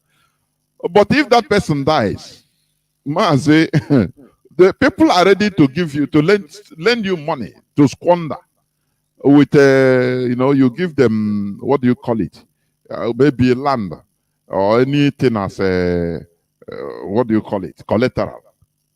So it's now a problem, and this thing now is making our people, you see, somebody will die, it will be in the mortuary for months, if not sometimes up to years even. Mazi, why are we going into this situation? And how are we going to talk to our people so that we start reconsidering this, first of all, turning funerals into showcasing of wealth. Showcasing of wealth. Sometimes I used to say, there are things that we should learn from other cultures. There are things we should remove. Yes, somebody will say, no, it's our culture. I say, yes, no culture is perfect. There are some things, when you look at it, it doesn't match to the time we are in. It's outdated. Now we try one way or the other to remove it. If we see one part of our culture that is no more, it doesn't match to the situation we are in, the current situation. We find one way or the other to jettison it. If we can learn, we learn. Look at even the Fulani we are talking. One thing I love with them, somebody died, they bury the person at the same day. With they wrap the person. Even you see high-ranking Nigerian officials. You see them that are Fulanis, that are Muslims. That is one thing I also love them for that. They will just dig and put, because it doesn't matter. You bury the person with one car, anything, that is rubbish, bunkum. So all these things, why putting people that's supposed to be money, now they put them into another burden of debt. And also it leads to leaving our dead ones instead of burying them. Because you have to keep them, to give them a very big befitting burial. Even if you go and borrow money, keep the person in the mortuary, and you see mortuary business is now everywhere in our land. I don't know. Sometimes some say, how do we say that we are even smart? I don't. Before I used to say it, but I don't say it again. That we both say I the smart. I don't say it again. I'm telling you, because if we, all these things is things that we should be looking into. If not for the coming of Mazi Nnamdi Kanu IPOB, I gonna pushing, thinking that we are thinking that we are on top of everybody. We don't know that we are with the most stupid set of people. Why is they carrying out this primitive character? Mazi Chinasa, please, Mazi, you know, I could remember those times when our leader would say we are the most stupid people, black people are stupid. If you post it on social media, people will get angry. You understand me? People will say, oh, he's saying that we are stupid, we are not stupid. But Mazi, like you said, we are not smart. I can tell you that. Mazi, even here, I used to tell people, I said, you say the Arab people, they don't know anything. They built Dubai. They built no Arab country, no country in the Gulf. If you see it, you know that these people are wise. But we try to shut down on them. These people are wise. They know what money is all about. They know. They know something that is good, they bring it. One of their leaders said like that. He said anything that is good, money can bring. He said bring it here. Mazi, our people don't want to jettison certain things because for some people, it is their way, is their source of income. And if you don't understand it as fast as you can, then it becomes part of you. You know, when generator, people don't know that those who owns generator business, they are sabotaging Nigerian electricity business. Electricity. People don't know that those who owns trucks, moving from the south to the east, bringing cows, people don't know that this group of people sabotage also railway lines. People don't know that. People also, a lot of people that have interest in something, they believe the best way is to sabotage another one. No. They say there is a poem that when we in school, they say the world is too much for us. Everybody can get a share. It becomes a choice. It's not a mandatory something that, it must be through truck. I must carry my goods. No. Those ones with trucks don't want you to go through rail. Those ones doing a generator business, they can go into another business. But no, it is the same thing to the burial. As I could remember when I was young, I am an Ongwa man. I remember one of my father's uncle that time, when he died, I was young that time. If somebody dies, they bury him. Emecha akwabaya sizna anemo okuko. Egboro ye wishinama. All those things, they are there. But suddenly, this generation, you see this generation, we destroyed our culture so much because it's this generation that come and brought all kind of stories. This our generation. we brought and destroyed everything that was there. This issue of keeping dead people in the mortuary for a long time, it is now turning to become not even, I don't know how to qualify it. I don't know. Mazi, the first time when I travel outside Nigeria, you know, we talk about this burial, we think it is a tradition or it's a Christian, but no, it is not. Mazi, when I traveled out of Nigeria, I was came in encounter with Christians in other African countries, in East Africa, seen many of them. So I was surprised when somebody died. They said they are buried in, he died in the night, the following morning, before, they said they are burying the person. I said, really? It's a Christian. That mentality, I came out from Nigeria at that time. I said, but why they bury him? They said, no, we bury him after we do. They are Christians. I said, really?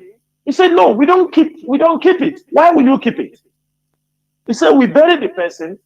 Then after we make prayer, we have, when he died, I think they have 3 days or 7 days, 21. Then they make the 40 days prayer.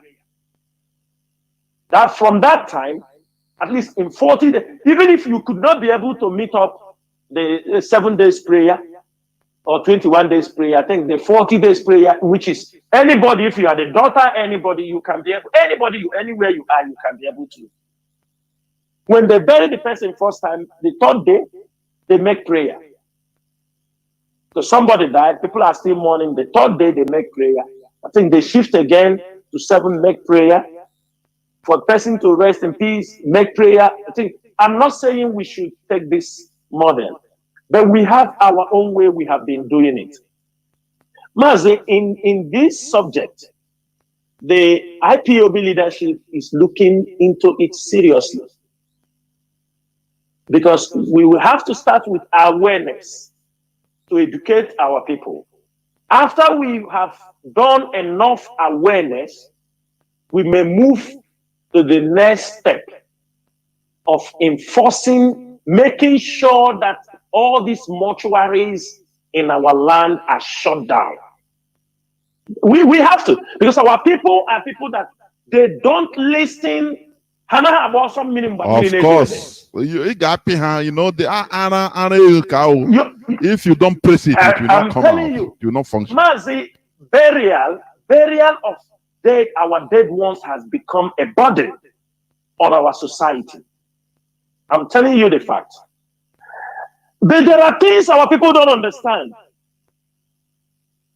Burial we are doing, they say we are Jews, you know, from our side that we have a lineage with the Jewish people, and for more than 5,000 years or 4,000, the Jewish people have maintained burial. They try, do you understand me? They avoid anything cremation, you know, to cremate somebody, all these things. They have avoided.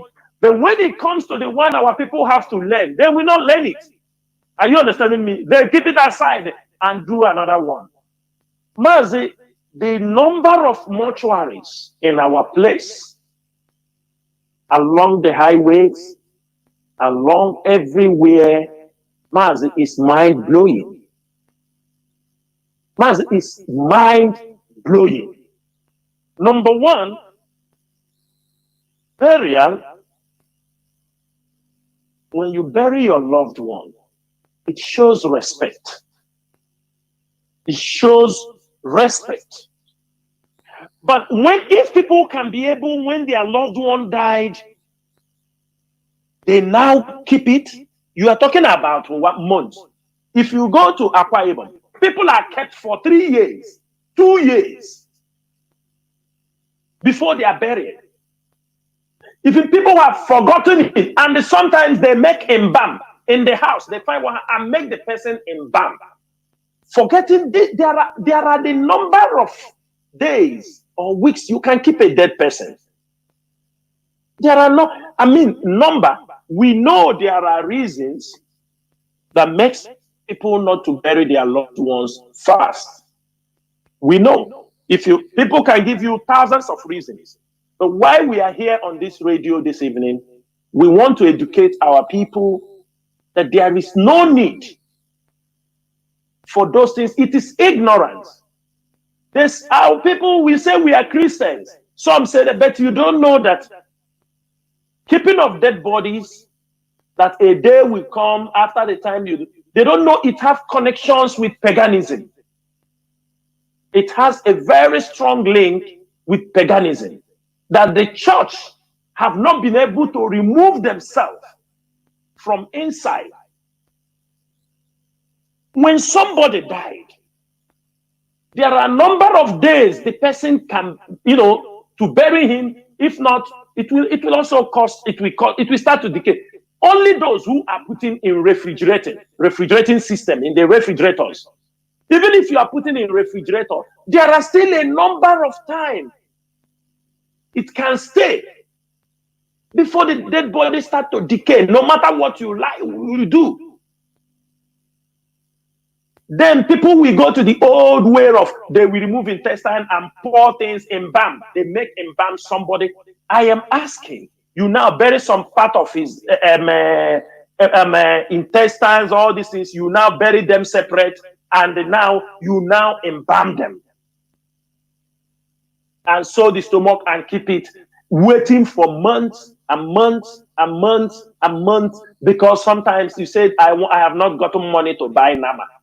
Cow, the same, it pushed down to the Fulani again, because you need to buy their cow to bury your father. What we are saying here is this: if you are moving along our expressway, you see mortuaries. People build mortuaries. They build mortuaries and kept. Last time in Anambra, there was a mortuary that caught fire. Dead people died again. They are already dead. They now fire come and burn them again now. In Anambra, yes, it was there. It was early this year. A whole mortuary caught fire. People can no more recognize their own people, because had it been you buried, Mazi, burial, putting people, do you understand me, under the ground, it is also environmental friendly. It's environmental friendly. You enrich the land. But I don't know why our people, because they say somebody died, he say his son is not around. He will be coming. As if the son come, he's coming to wake him up from the dead. He said the daughter have to come. As if the daughter come, they have to wake him up. Thank God we have communication gadgets, video. Even if your loved one is dying, you can easily call on video. You can have a video of his last moment. It is all about remembrance. But this issue that somebody died, the whole mortuary in Biafra land is full. They are full. The whole mortuaries in Biafra land are full of dead bodies. And Mazi, I will tell you one spiritual implication on this. If our people continue with this, if the Nigerian government descend war on us, we will lose the war. I'm telling you. There is no country that have fought a war with their dead people being kept around without being buried that survives that war. I am telling you the fact.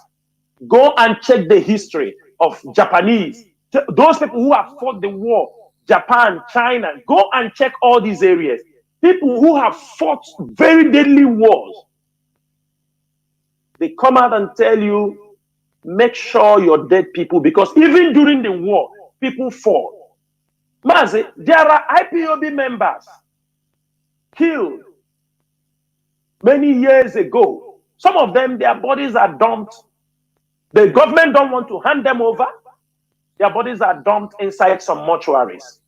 They have lost count of who is who in all these mortuaries. I have seen people who go to carry the dead body of their loved one, they gave them another one. People do carry bodies that doesn't belong to them. They thought it is their own beloved person. They take it and hand over to them. They take it to go and bury. In the same mortuary, people are dying, When they go and switch over and they give you dead body to go and they bury to say this person have died. They go make certificate because they're running away from criminal. I mean from not to be caught. This is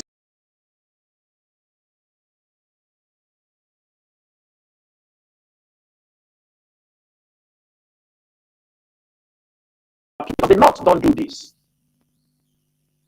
What we are asking our people, yes, they say some churches gave 2 weeks before they bury. We are saying that even 2 weeks is still much. You can bury somebody, and after, if you have anything you want to do, you can do them. People die, make sure they are buried immediately. 48 hours. Okay, even if he died in Lagos, you try to move him immediately. Do you know that sometimes our people die in Lagos? Mazi, this is, look at, I want you to understand this one. Do you know sometimes our people die in Lagos, die in the north? The family says in Lagos, the mortuary bill is a little bit expensive. They send their body home, their dead body, and keep them in Biafra land. People from the north, their people die. They said they send them and keeping dead bodies in Biafra land and be waiting the time they will go to bury them.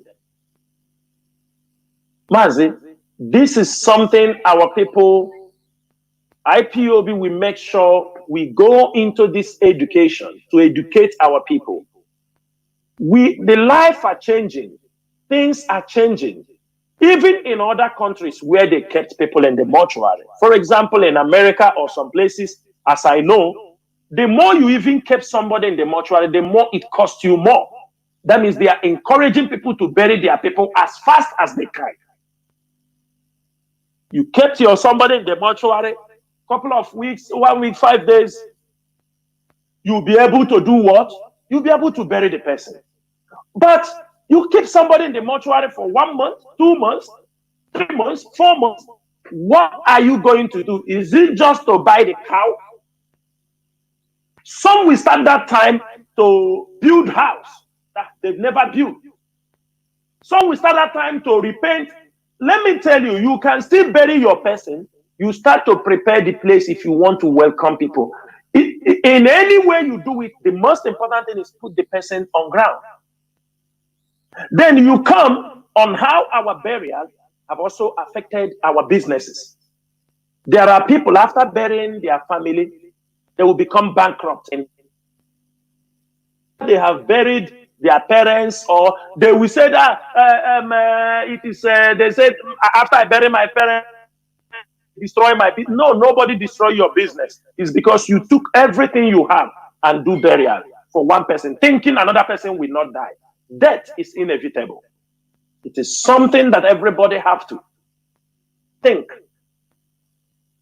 that from now onward, IPOB will continue to mount the campaign. We will start.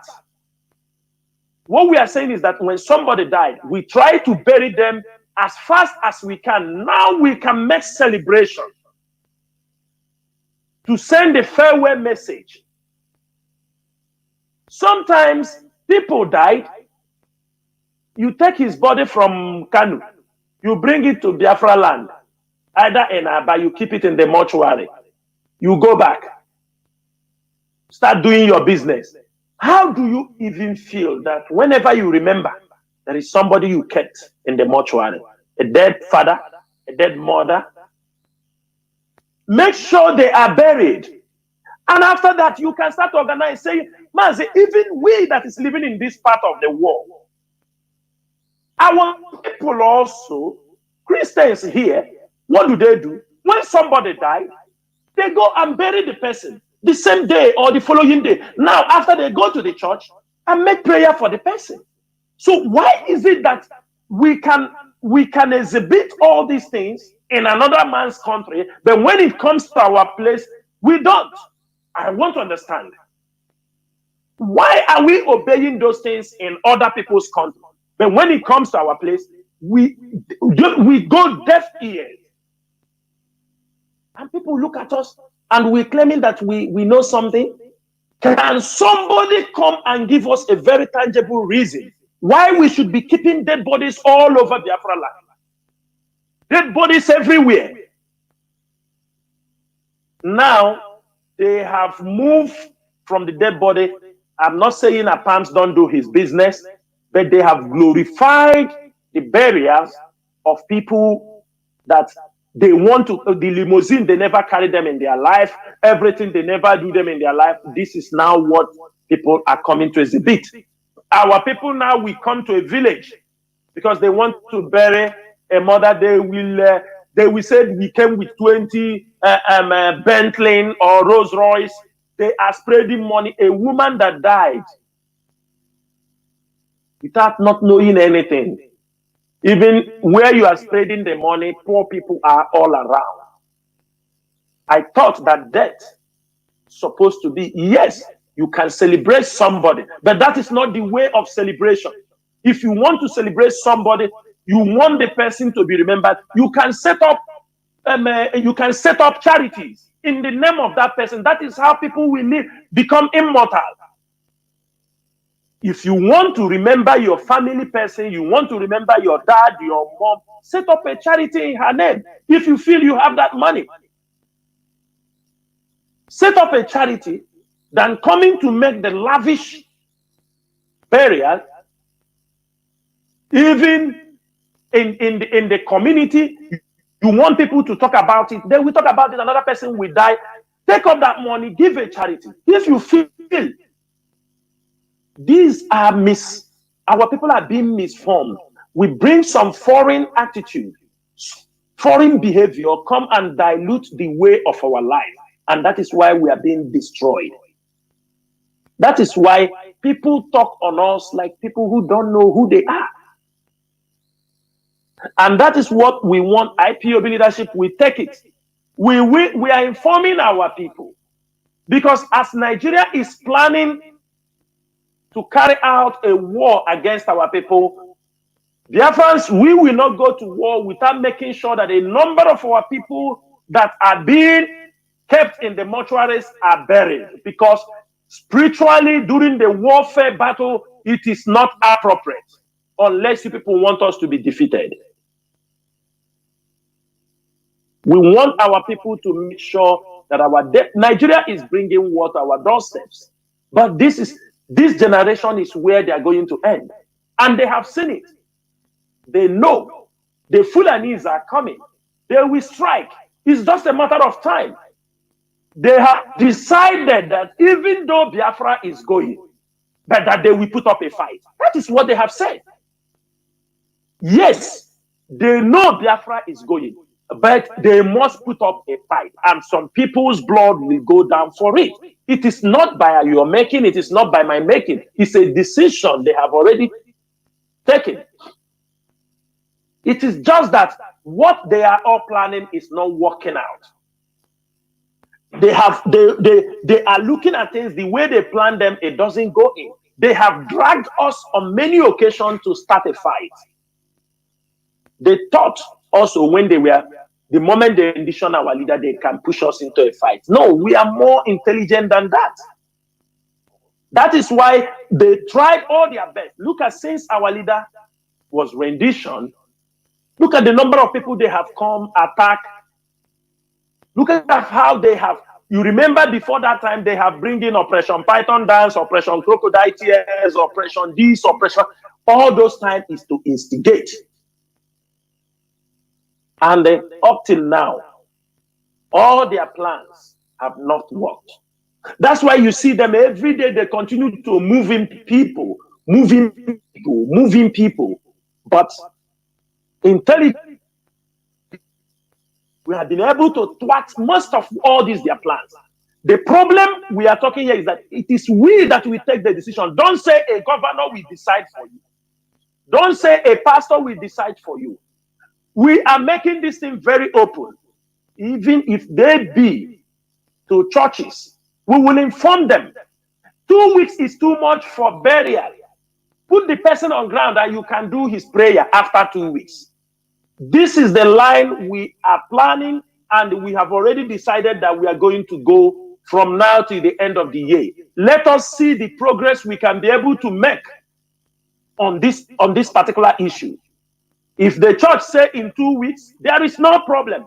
But make sure when he dies, the people prepare for 8 hours. Put him on the ground.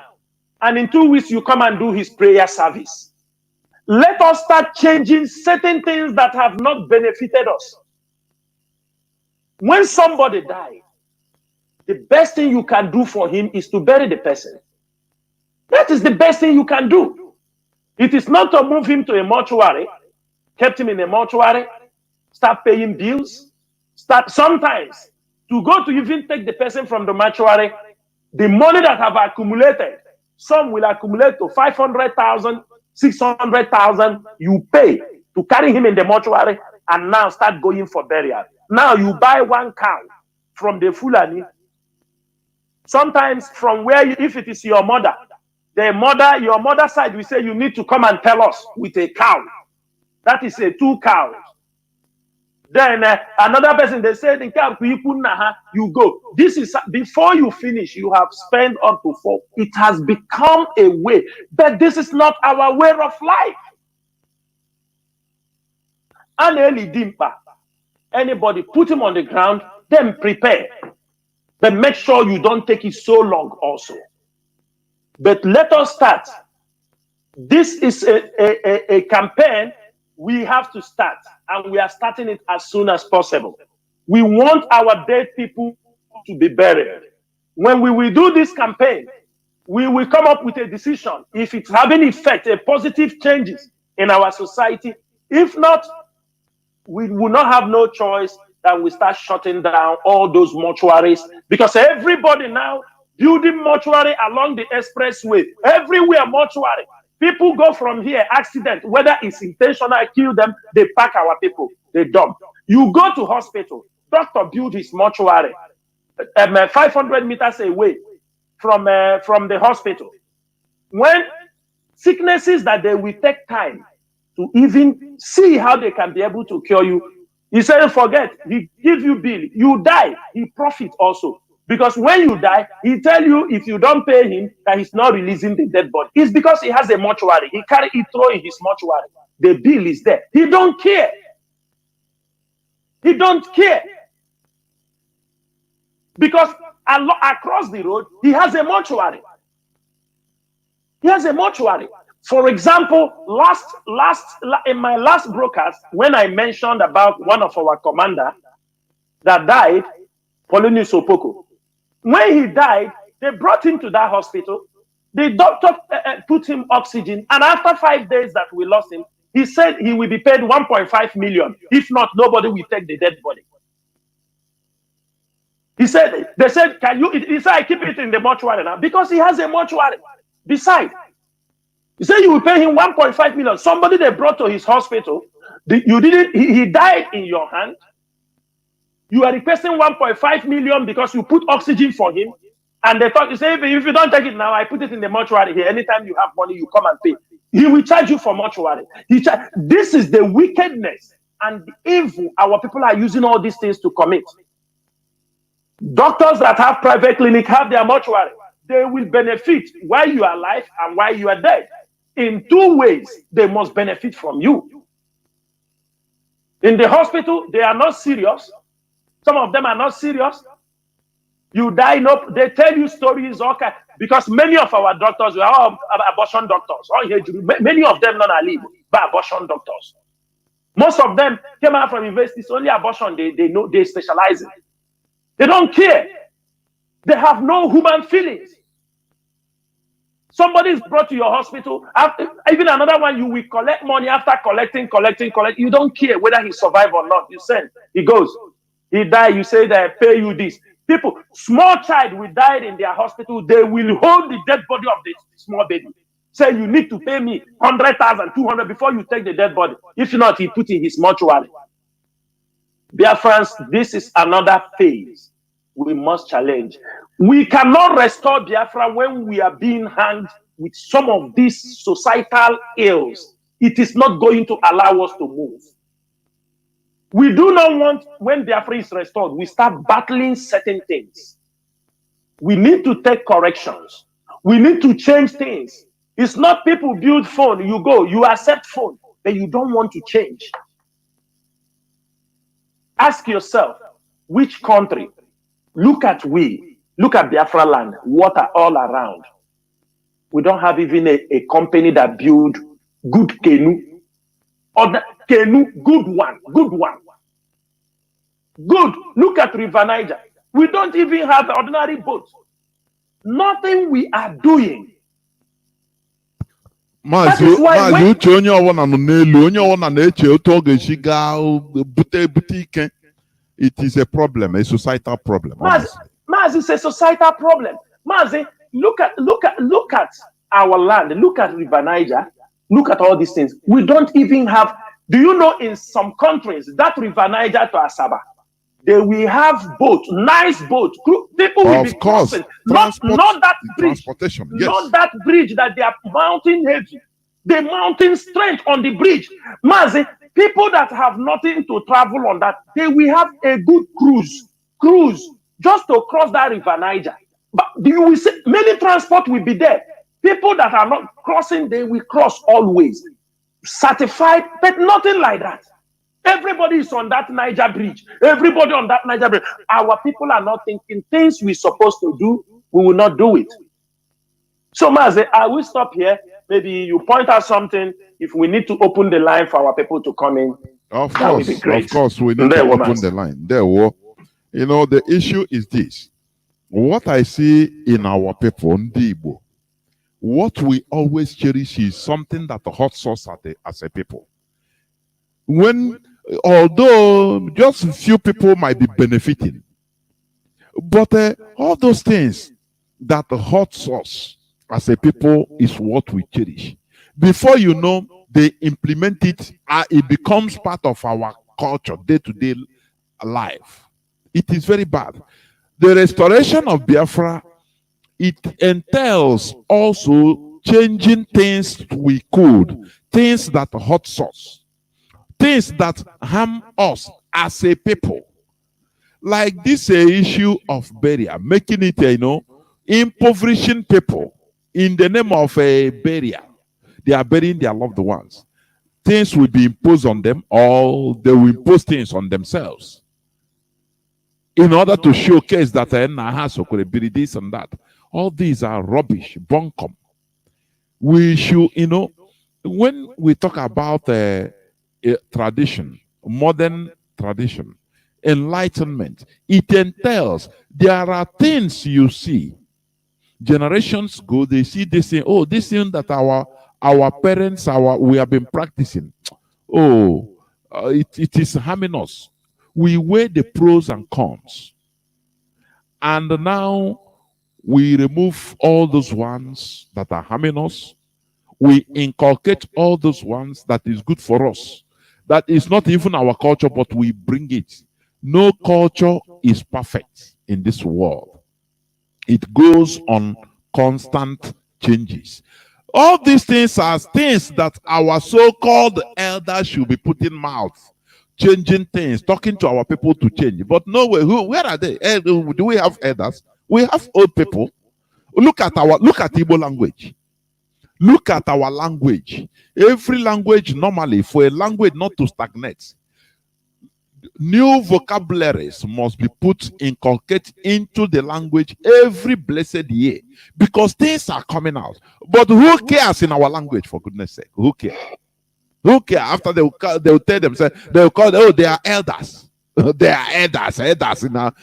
People that sit down and saw what we, the younger generation, cannot see when we climb bureaucracy. Sometimes I look and say, what are they saying? Look at even our language. That they should, every year they should have a standard for our language. What are they seeing? What are they seeing? What are they seeing? You're right. Mazi, they are blind. They are not seeing nothing. I'm telling you. Even just as I'm saying, Igbo language normally, every year, experts, authorities in the language should gather around and check all those words that have no translation in Igbo language and insert it. it will be in Igbo dictionary. English is doing like that. Every other language is doing like that. If you don't do it, the language will stagnate. Stagnant ponds, any water that doesn't move anywhere, it only stagnates. It will, within small time, will start stinking, and it will die off, start growing algae, and that is the end. You understand? So we should be updating our culture, our tradition, our language. When we see, we learn from others. Things that we see that is to the disadvantage, our collective disadvantage, we should be removing it. Like all these things we are talking about. Look at without electricity, but mortuaries everywhere. Do you know how much electricity that mortuaries consume? They buy heavy generators instead of looking for ways of bringing electricity, even in a community way, locally produced. Mazi, there is something like, okay, let's say like Nigeria have no electricity. Yes. Everybody have a generator. Both I pass my neighbor.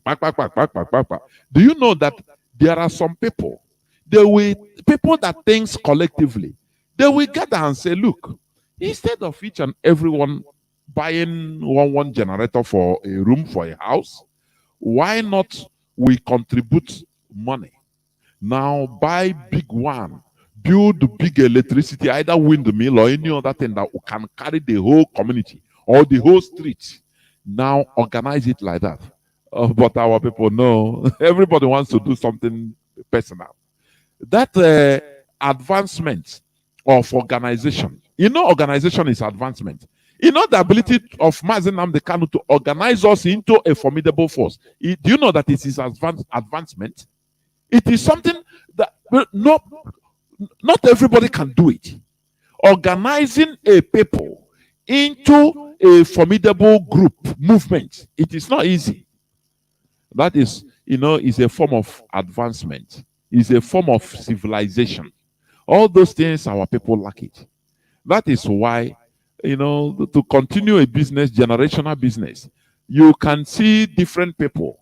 Lebanese, they will tell you that this business is their father started it, their great-great-grandfather started it 17th century.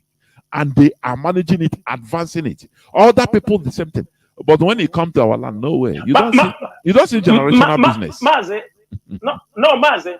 If they don't do like that, how can you drive Mercedes-Benz? Mercedes-Benz was invented in 18-something. You understand me? Yes. Then in many cars, I'm driving Toyota, I am driving Samsung. Samsung, these are people's names, Mazi. These are businesses that people have created. Mazi, we are here. Steve Jobs created, do you understand me, the Apple. He's gone, but the phone continued to exist. People are there working on it. Sometimes I used to be very scared of innocent motors.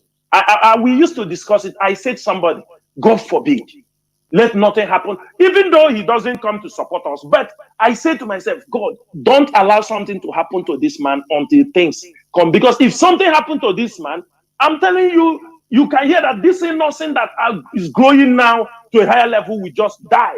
It become that, we were having one innocent motors before.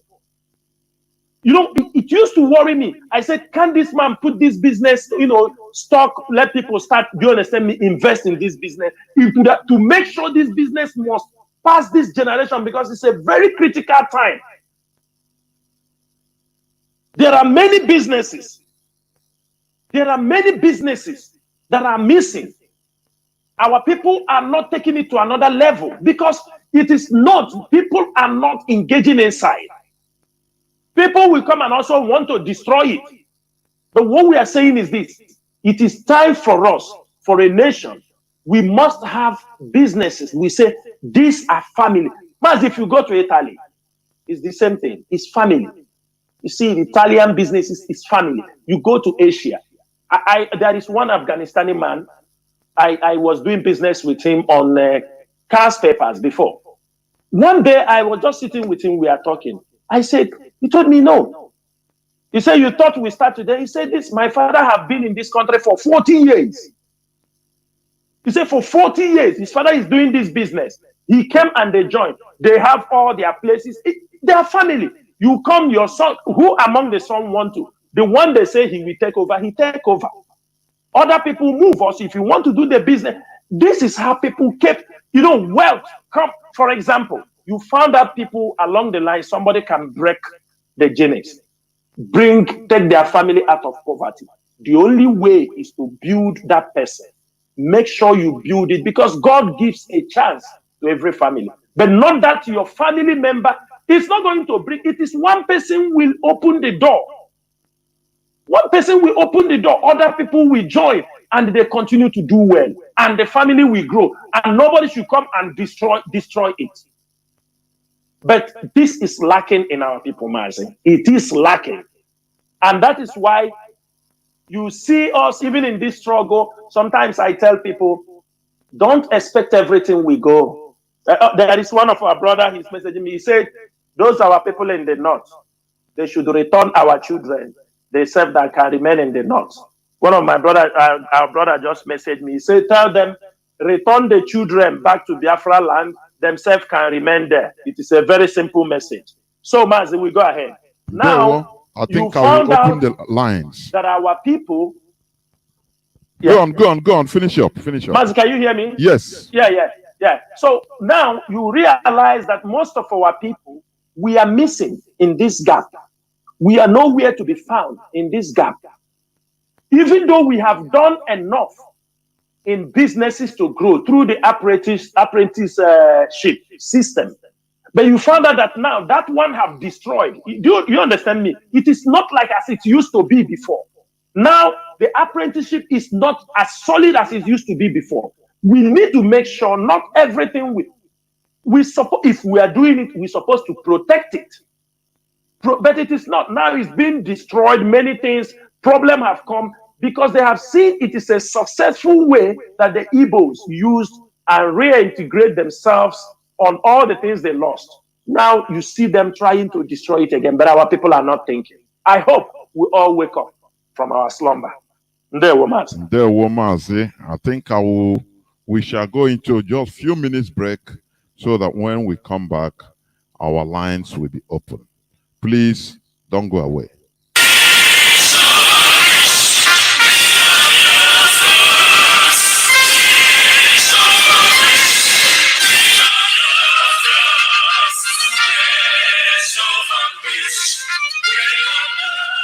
Biafra, worldwide phone call campaign alert continues. BBC, a propaganda machine and racist media set up by the Great Britain to oppress the oppressed people of Biafra.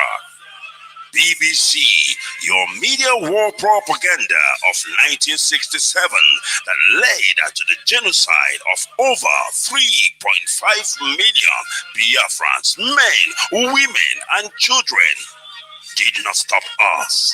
Do you know why? Because we are the sons and daughters of the great lion from the tribe of Biafra. Our minds are made up. Your shenanigans, antics, and fake gutter media will not stop us either. We must and shall restore Biafra. Biafra worldwide phone call campaign alert continue. Now pay close attention. Be polite when you call BBC and use the following prompt when you call. Hello, my name is. You tell them your name. I am calling to ask about BBC policy of propaganda against the victims of genocide. Since you are obsessed with telling lies about Biafrans, here are 5 more questions to consider. Now, this is the question to ask BBC. We are witnesses to BBC racist coverage of terrorism, implying that Black Africans' lives don't matter. Yet the same BBC rallies the whole world at the slightest terrorist incident in the United Kingdom. Here is the second question. But when it comes to Nigeria, BBC not only hides terrorist killings, but they slander the victims and survivors of terrorism and genocide. The third one. When will the grand patrons of lies and hypocrisy, the BBC Fake News Network, make a documentary about the daily slaughtering of Nigerians by Fulani terrorists and the government of Nigeria, whom you protect so that London may plunder Biafrans' resources?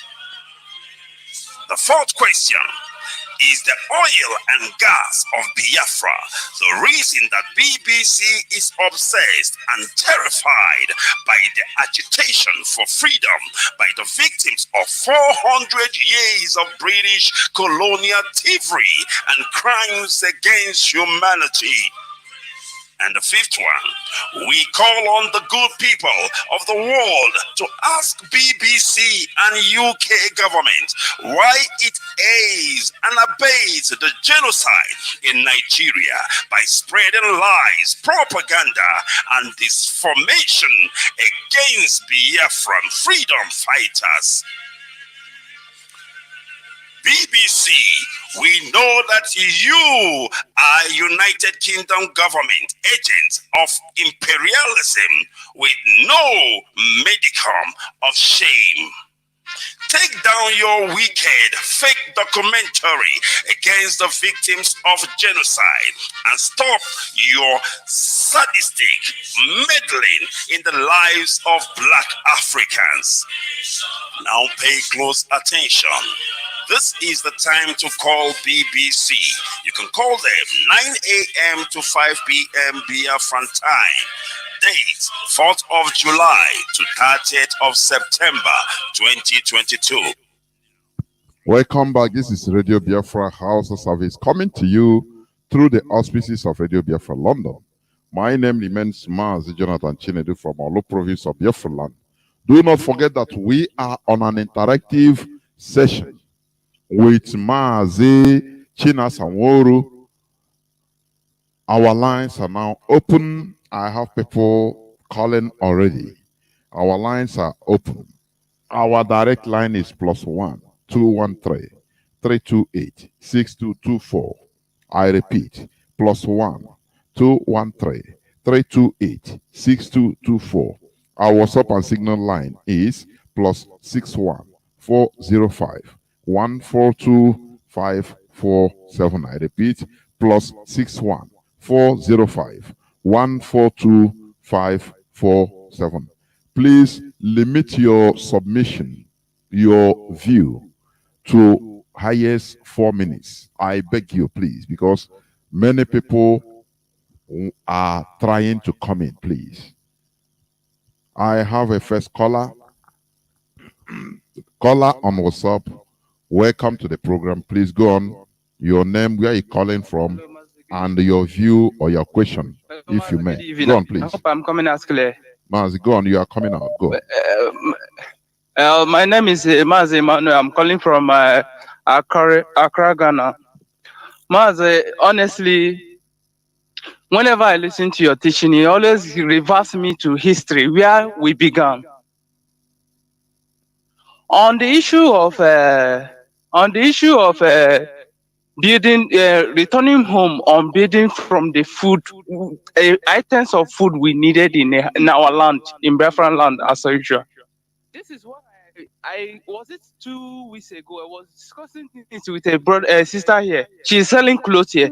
I told her, see, sister, this thing we are doing here, we are just wasting our time. We are not wasting our time. People doesn't know that farming is a lucrative business that people don't even know. Is like fishing, cultivating of plants like plantain and other stuffs. I was telling the lady was like, see, we are eating food that we even prepared, like we don't even know how it came about, that come out like how it's prepared. But people in the village eat fresh food They just go at the backyard and unplug it and cook themselves. So I was even minding like, if I have the money, I will have to go back home and start something, even if it's fish pond or local great cook chickens and other things. We start from somewhere. We are not even being here. We are eating the of don't know the state of it in our own stomach. So the thing I'm even worried about people doesn't know that this is the life we have to live. It's nothing that need to teach us or nothing that need to be taught us. This is a reality we know we have to invest on. So this touched me. I was like, yeah, this is what I need to hear. I need to learn, and this is what you need to encourage people to do. So to be able to sanitize yourself, knowing fully well, here is where life lies, not township this, township that. If we go that thing, we eat their French chains, Chinese restaurants, all this, all that. We don't know where it came from. We don't know what they used to produce it. But you have your own life food. You know, ofu onugbu, and you know that this is onugbu naturally. Have its own medical care in your body. But we have absorbed it. That's why you have all this liver failure, or this heart attack, all this. And the issue of burials and late burial. Last year, my mom's died. Immediately we buried the woman. Now, up to now, we haven't done any burial ceremony, but we have buried him. But I get to realize the things of what is keeping them long is from churches and traditional rulers as well. There is this little levy they always demand from people, and they will be able to tell you we haven't paid for one month at this, 1 month at that. And this levy may accumulate. You didn't pay it so much. I may accumulate maybe 100,000, and you have to pay it. You have to pay it before you be able to put the person on the ground. That's where the problem lies. I think people may be able to like to let me bury this person. I think they think like that, but I guess it's from the churches and the traditionalists as well. It's where the thing is coming from. If you get me right. Yes. So that's what I'm trying to that's what I'm trying to put on this thing now, because I was able to bury me. That's usually what my mom told me. If we die, we should bury him immediately, and we bury him. We haven't done the burial. We are scattered everywhere. We haven't done the burial, but she's buried already on the ground. When we are ready, we go there and do the burial. But all these things, I guess, is from the levy tax, the tax imposed on them that make them to keep them on the fridge. Nobody will like a loved one to be on the mortuary where you gallivant around looking for money to bury the person.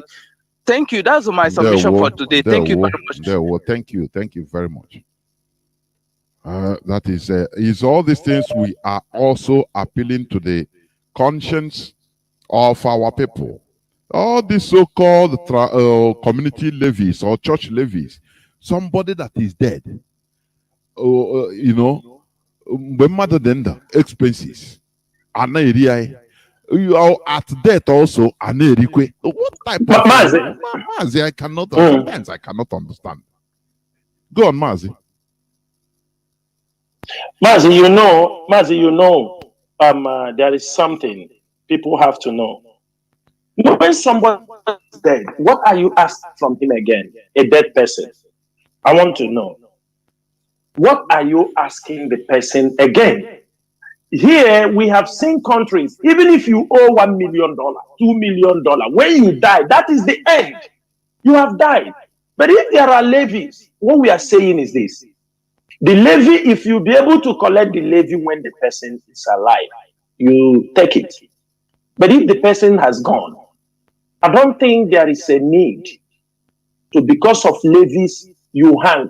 Because most times you want the children to pay the levy, you want them to do this, to do that. Sometimes even the churches, they will tell you, your father promised us one window some time ago. He didn't pay, he didn't fix the window. For that reason, we are not coming to bury him until you pay the window.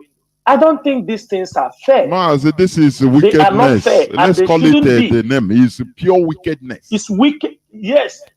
It's pure wickedness. I don't see, tell this story to somebody who is not from your side and hear what they will respond to you to know if this is right or this is wrong. That is the things we are saying. We want people to come here, tell us those things that people, that is delaying people not to bury their loved ones. We want to hear them so that it will help us to be able to profess solutions. If when we are approaching the churches, we are approaching the community leaders, we tell them. We don't want people when somebody died, give it 1,000 naira. Anything people, after all, people died. I have seen where people die, people contribute money immediately to make sure they put him on ground. He's gone, he's gone. You don't count anything for him any longer. It is him. Highest you want to tell people, you said, when this person is alive, everybody see how you do, you don't, it is not fair. As long as he's gone, there is no need. He's owing you 1,000, he's owing you 2,000, he's owing you this. I mean, it doesn't really make sense. Thank you, Mazi. Yeah, Mazi. Let me see. I have callers waiting on WhatsApp and Signal, but let me see whether a caller or callers coming on direct line, whether I can pick any. I don't know why. They always keep quiet when there is caller on direct line. Can you hear me? Yes, I'm hearing you. There, Mazi, go on, please. Welcome to the program. Okay. My name is Mary Chika. I'm calling from Ontario, Canada. There, I really applaud Chinasa Nworu. I'm a personal fan. I'm a member of Ipob with oaths and dues and anything that is necessary to be done in this struggle that we are. I really like the way he put things to our people to understand. If they can understand, if they can listen, because our people seem to be very, very hard in hearing. And they close their hearts in receiving what they have heard. So over the years, our leader has been shouting on the phone, but we see what's going on, that a lot of them are hallucinating. Somebody hiding somewhere in Europe. I really appreciate his take on this, our people that are in the north and confusing themselves. I myself, I was in Abuja a couple years ago. I saw the condition of our people. It's not even exciting. Especially the ones that are running from the halls of the Fulani people that are killing people in the far north. They run to Abuja and living in shacks around Abuja metropolis. You know, just like I was asking somebody, why are you living in this type of place? Why not go to your village? Instead of living here saying that you are in Abuja. So the point, like the powerful sign that he made today, he opened my eye. I was in awe. I was in shock. His analysis, his calculation on each number, what he called.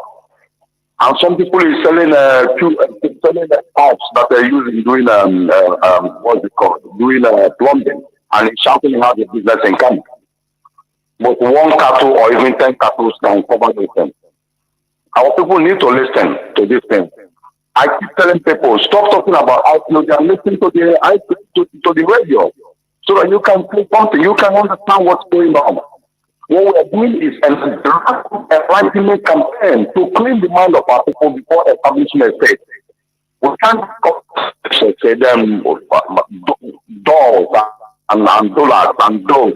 So we know we'll be there thinking that we don't expect like African states that we are seeing. That has not made any effort since 1966, 60 years. All of them, some of them have independence up to now. No deep thinking leaders, no skillful leaders, no. Just we have a country. Everybody shouting with the flag. You know, this is the information, this is the knowledge, this is the teachings that our people actually need. The one that are listening, because I listen to Radio Biafra, and I take deeply into what I hear from you people. I commend Chinasa for this, insightful teaching, and I always like to stay his ground to know that what he's doing is personal sacrifice, not all these distractions everywhere. You shouldn't listen to all the things. Some of us are listening to you people and taking people seriously. Wherever you guys want us to go is what we want to go. What you want us to do, we will do our best. We believe in what people are doing. And always commend you. We put you guys in prayer every day. I personally, I put the leadership in prayer every day as I pray for the leader as well himself. I pray for family of IPOB members everywhere. There Mazi. Thank you very much, Mazi.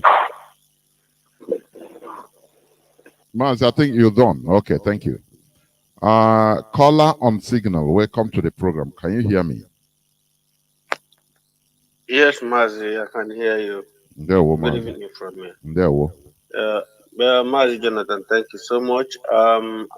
Beloved brother Mazi Chinasa, Nworu, thank you for enlightenment this evening, teaching our people what we're supposed to do so that we can be able to help ourselves in all these difficulties we are trying to put ourselves. Fellow Biafrans, my name is Mazi Akas. I'm calling from Austria. Mazi, I don't have a question. I just want to, speak in the issues that we are dealing tonight. The truth about it, Mazi, I think the only thing, one of the best things we can do that will help to fasten these teachings we are trying to let our people, the importance of burying our own people when they are died without being delayed. Because it's not every family have money to go and buy a cow. It's not every family have money to go and buy goods. We keep on dumping dead body, or even last time we heard that Imo State mortuary is full already. I don't understand why we are doing these things. Mazi, I think IPOB should go through the PGs and all these religious people in our land, like the priests, like the pastors, let them understand for them to preach to our people. Let us bury our people when they die without delaying.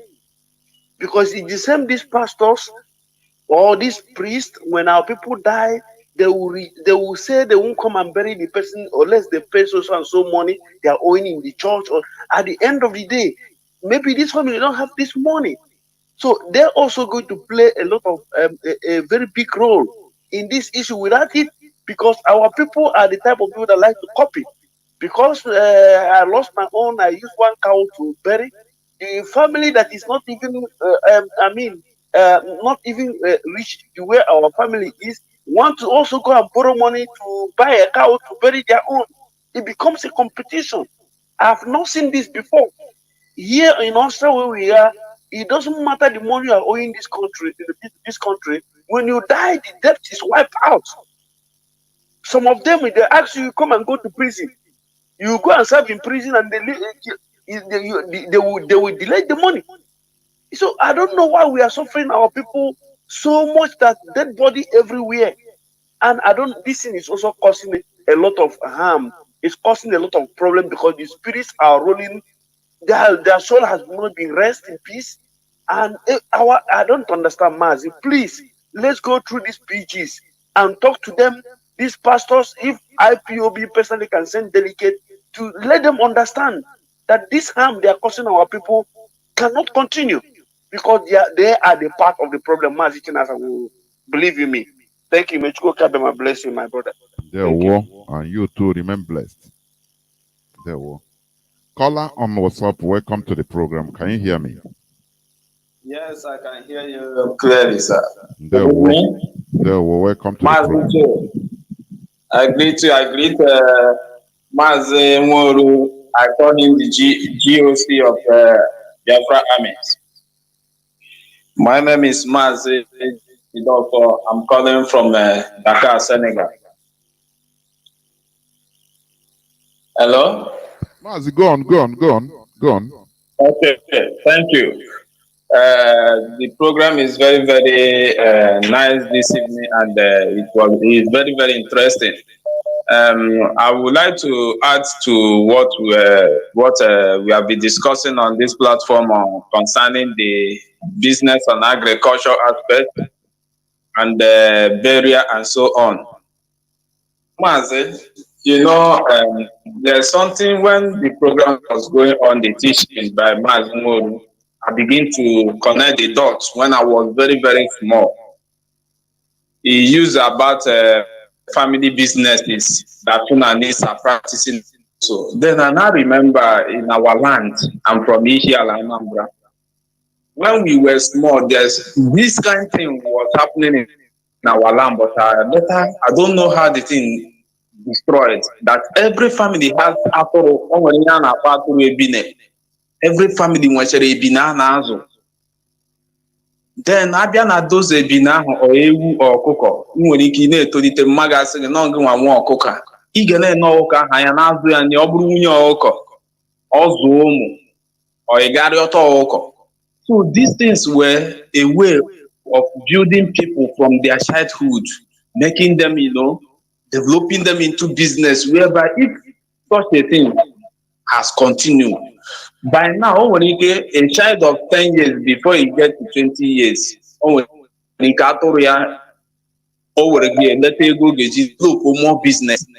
But I don't know how this thing got spoiled and everything destroyed because of what? Then come to our people in the north. During my service here, I serve in Daura, where Buhari, the so Buhari came from. And the same thing you see, if you go to our people's business, as in, when you look at the business of Omanga for like 1 million, our people are trading with them. Last year, the shops of Igbo people, the line Igbo people got fire to the extent that everything destroyed, the whole line. Do you know that Masari did not even give any of Igbo man compensation in that shop, and our own people are still there? Where I'm talking about, this shop got cash fire was where towards where this man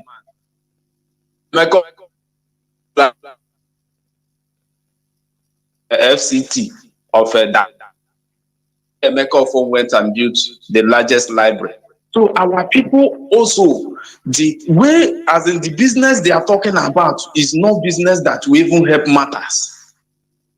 I don't know, maybe it's because of the low rate of shop rent or house rent they are enjoying here that make them to also stay in that northern part of Nigeria.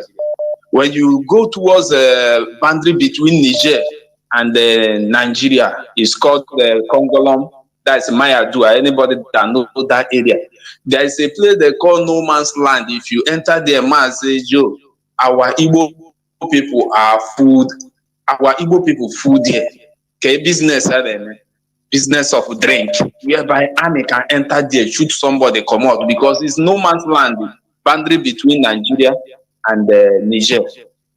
So when people, they are selling what? They are selling alcoholic beverage, illegal alcohol, alcohol, boundary between Niger and Nigeria. That is Mayadua. Anybody that know Mayadua, there is one boundary there. What our people, the business our people is doing there is alcohol, and that land is No Man's Land, whereby Niger soldiers can come there and kill people, or Nigeria soldiers can enter there and kill people. No case about that. And that is where our people stock themselves, and they are doing business there, and they only drink. So the thing is so painful that even though our people don't understand what we are even doing, honestly speaking, our people don't understand what we are doing at all. Now, Mazi, I want to just say something here, because when such thing came out, I know many of us put mouth into it, whereby you might remember a small child came to use his own fellow brother to do ritual. And this is what our own are causing to our upcoming generation, whereby you will see somebody on Facebook,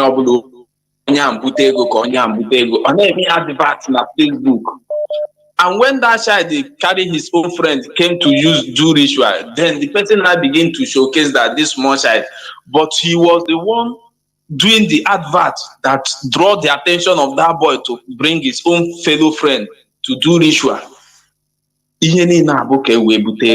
Our people are not helping matters at all. Our people are not helping matters.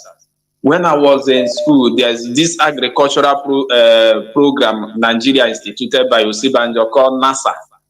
That NASA project then, to the person that explained it to me, is working in Enugu State Agriculture, Minister of Agriculture. So when they come to community, they will ask the community the hectares of land, maybe only corn kahaga koeba hoka. Which Nogide Shetadatina will be like the easiest way to grow business. You want to call your under 3 months, you use it to invest into another agricultural produce, and the business will continue going. But the way things are,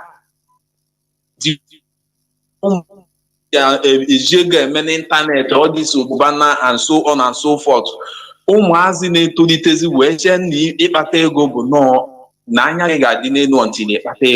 and that thing is destroying our land, honestly speaking. It's really eating us up. If we can't stop it now, I don't know, but I know this IPOB will do something about that. This money abuse on social media that is happening and is putting our people in a high tension, whereby the younger generation on where was Mworu akana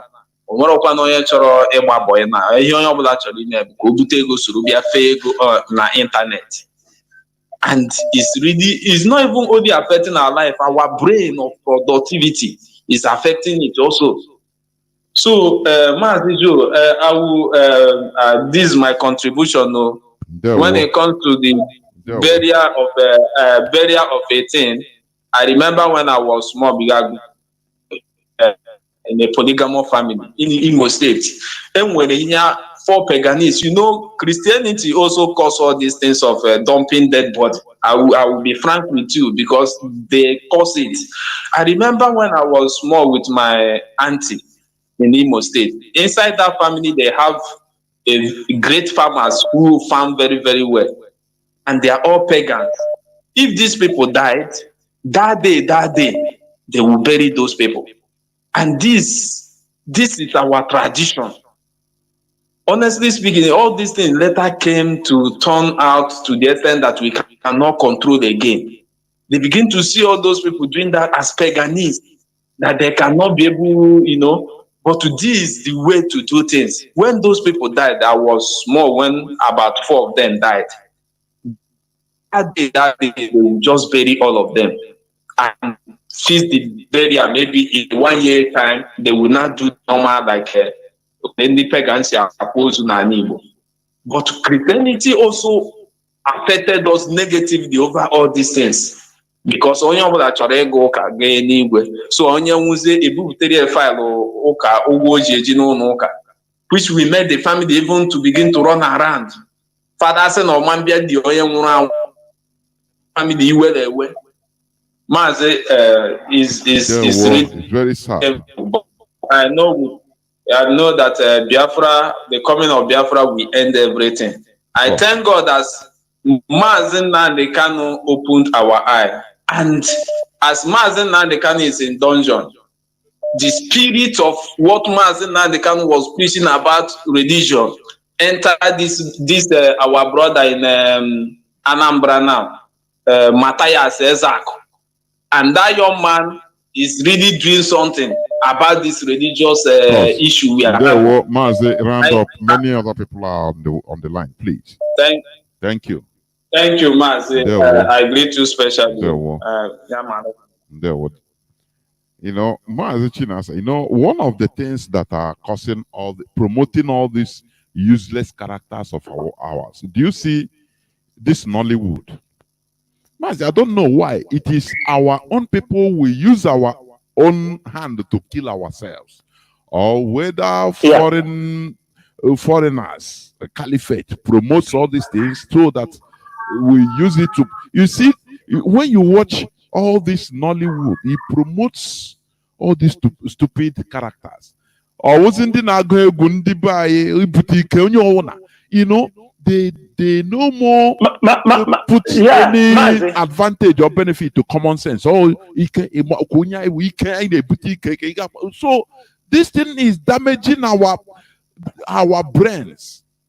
We watch American movies, and you feel that any American is a superhero because of the American movies you are watching, because they use it to promote their own culture, their own land. But in our own movies, they use it to kill everything concerning our culture, promote bad things in our life. I cannot understand. Mazi, go on, please. Mazi, you know, that is why, you know, they will say they have what do they call it? That they have editing board or what, those who will censor things and they make sure they are good for the society. In this case, you start to ask yourself question, what are these people really doing?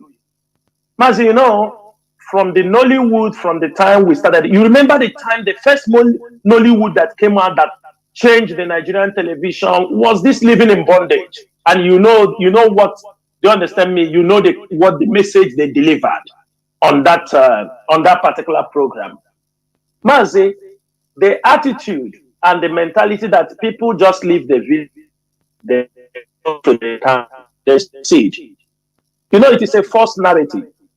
That is what the Nollywood have taught our people. Along the line also, that they leave the shores of Nigeria to Europe, immediately you weep. That is also the mentality. There is something this our brother just pointed out here. This keeping of dead bodies in the mortuary, if you ask me, I agree with him. It is Christianity that brought up this particular attitude. Because before now, when people die, they bury them. But Christianity, when Christians start to push in,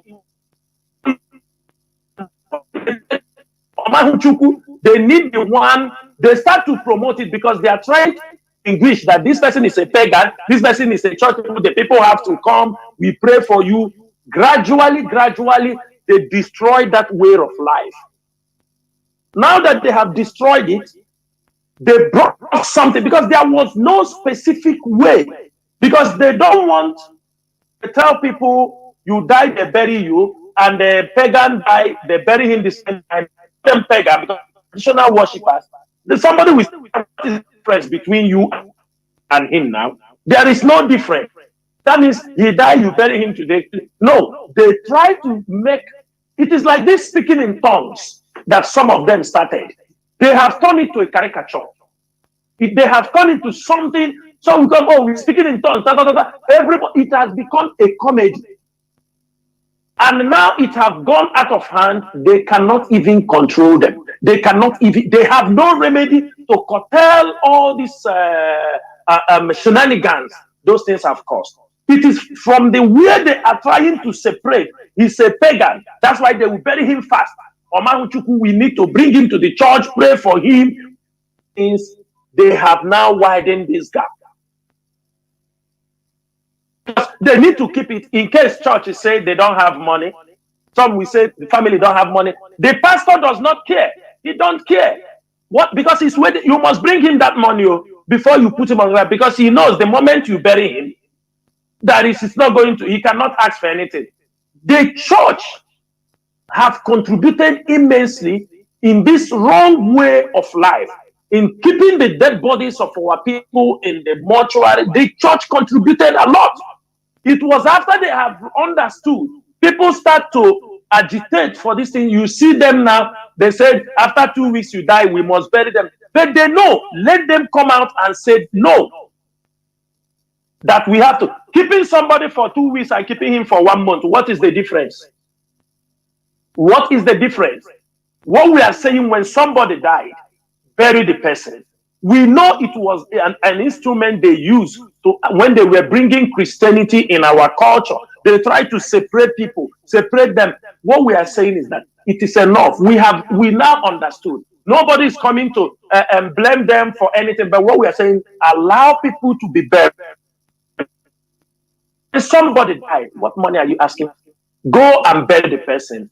Pray for him. After all, sometimes somebody died. After 1 year, they still come to the church to give thanksgiving and pray and make remembrance. So what is the problem? If the person dies today, in 48 hours, you put him in the ground. The problem. Can they tell us what will prevent our people not burying their people in 48 hours maximum? And do what? And do any other thing that need to be done. Because the moment you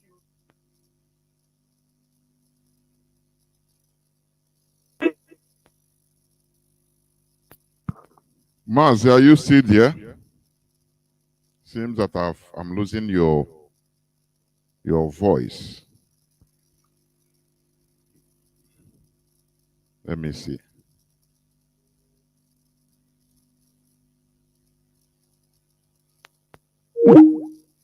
No. Let us continue anyway until he's back. Caller on signal. Welcome to the program. Can you hear me? Yes, I can hear you. Good evening, sir. There. My name is Onosh from Umoban. There, Mazi. I'm listening to this program this night, and I say greetings to Mazi Chinasa Nworu, and greetings to you too. Yes. I want to touch on this on issue of our people that lives in the north. I don't see any reason why our people still living there, because my people in particular, they have been there since I was born, since in 1995, and they have never seen any achievement they have made in our family. Some of them are there and they are hungry, living there. I don't see why they keep on living there. I don't see any reason why. Young boys in Igbo land are wasn't stronger, doing a legit business, doing all manner of businesses that gives money. They are selling very well, but they are there in the north, giving unnecessary reasons. They are still there. So I am saying that anything that happens to such people over there, they will take the responsibility by themselves. Because our leader Nnamdi Kanu has said it before, that anything that happens to any of them there, they are the one that caused it. Because a grown-up man should know what happened before. I'm very young to remind them. They should be the one to tell me. But if they fail to understand that to live in North is also, creating a problem upon their head, because so many times they are run from that place to our home. After that, they'll still go back. I don't know what they are doing there. Mazi, so if anything happens to such people, nobody should be blamed. They should blame themselves. It's absurd. On the issue of our people living what we should be doing in our land, like agriculture, I believe our people should think twice, especially on the issue of this cattle, because we are doing businesses all over the world, thinking that that is the best, without knowing that the best business is in our doorstep. We should look into that. Very, very important, so that we can be able to compete with them. Their business, their own in our land is more even important than ours that are there in their own place.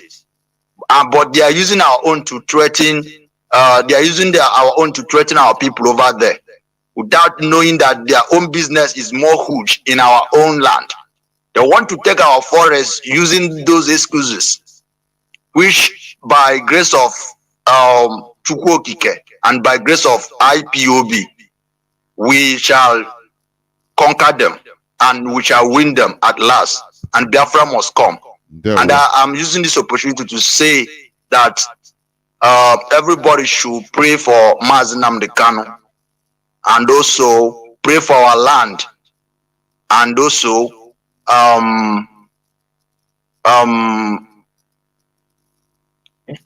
for them to be wise this time around, especially on this confusion that should I say Mazi Samepan is bringing upon this very struggle. Because I have studied the man very well. I've been in his program so many times, and I don't understand him any longer.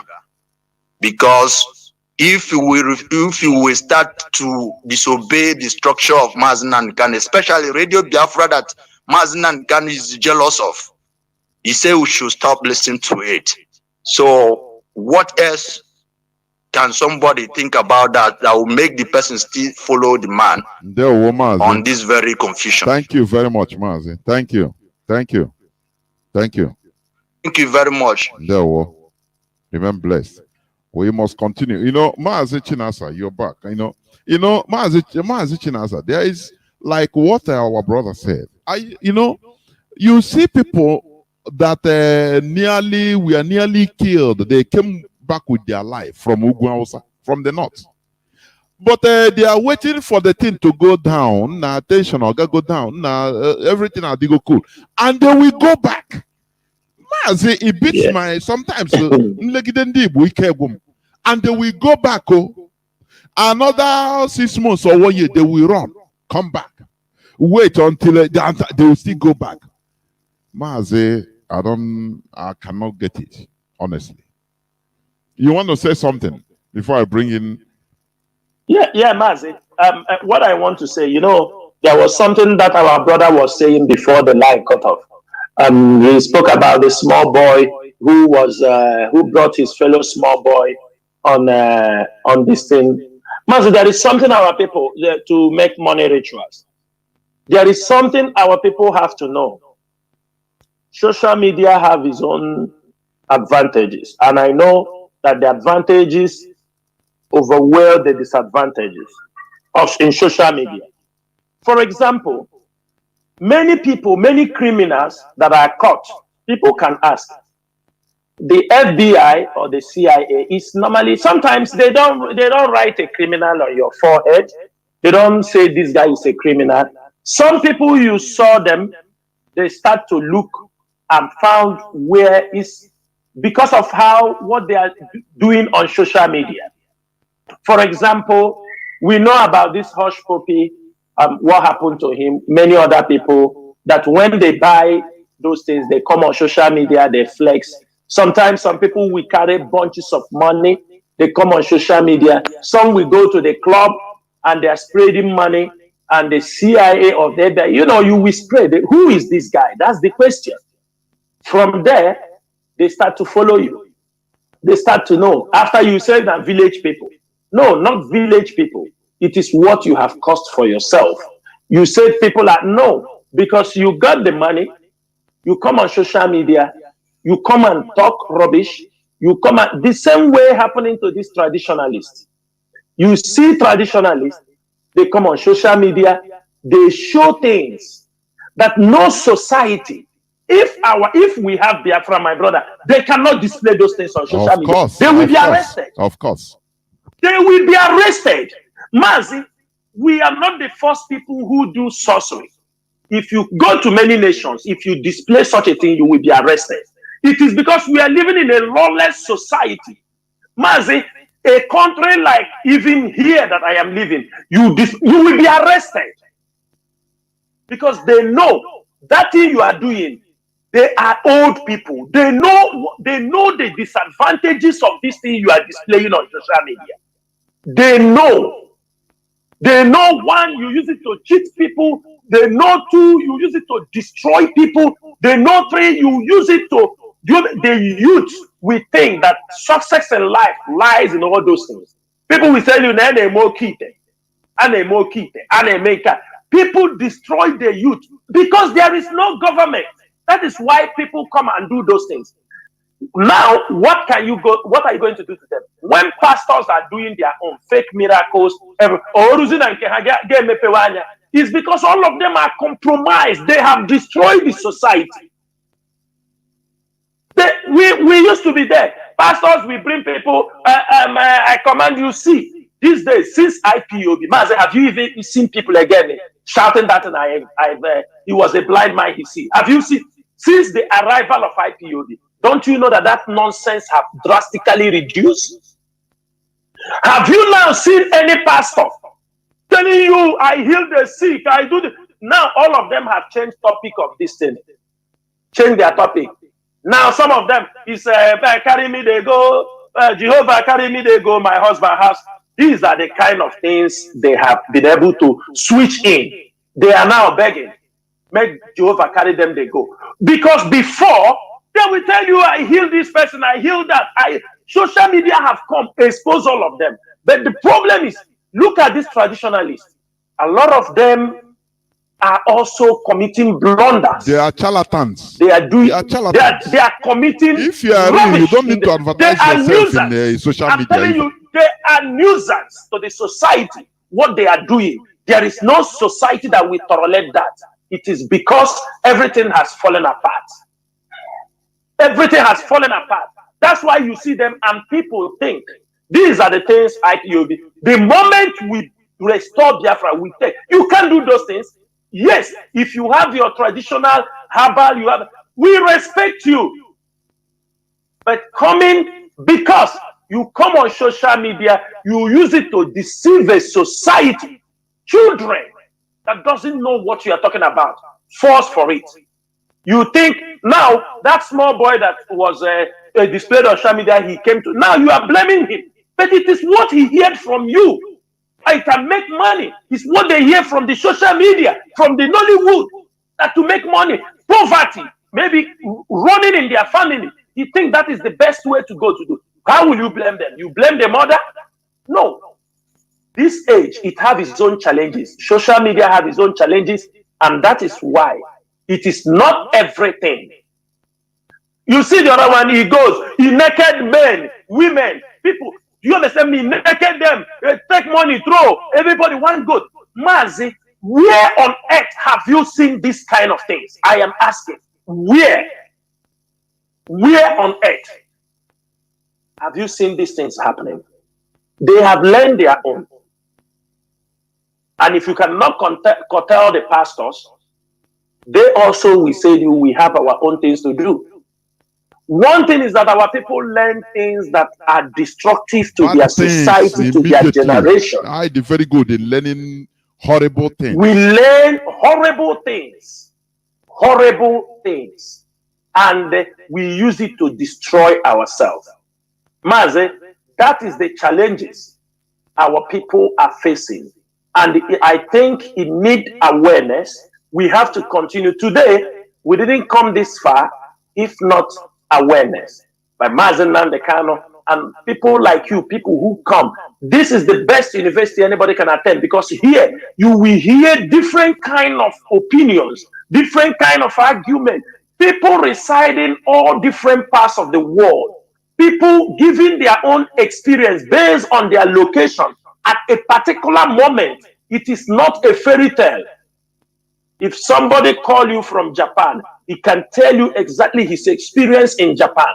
Somebody call you from Kuwait, he can tell you his experience here. In Saudi Arabia, in Europe, in America, in Ireland, Micronesia, everywhere people can give you. I don't think there is a radio in this world that can coordinate and educate people one at a time.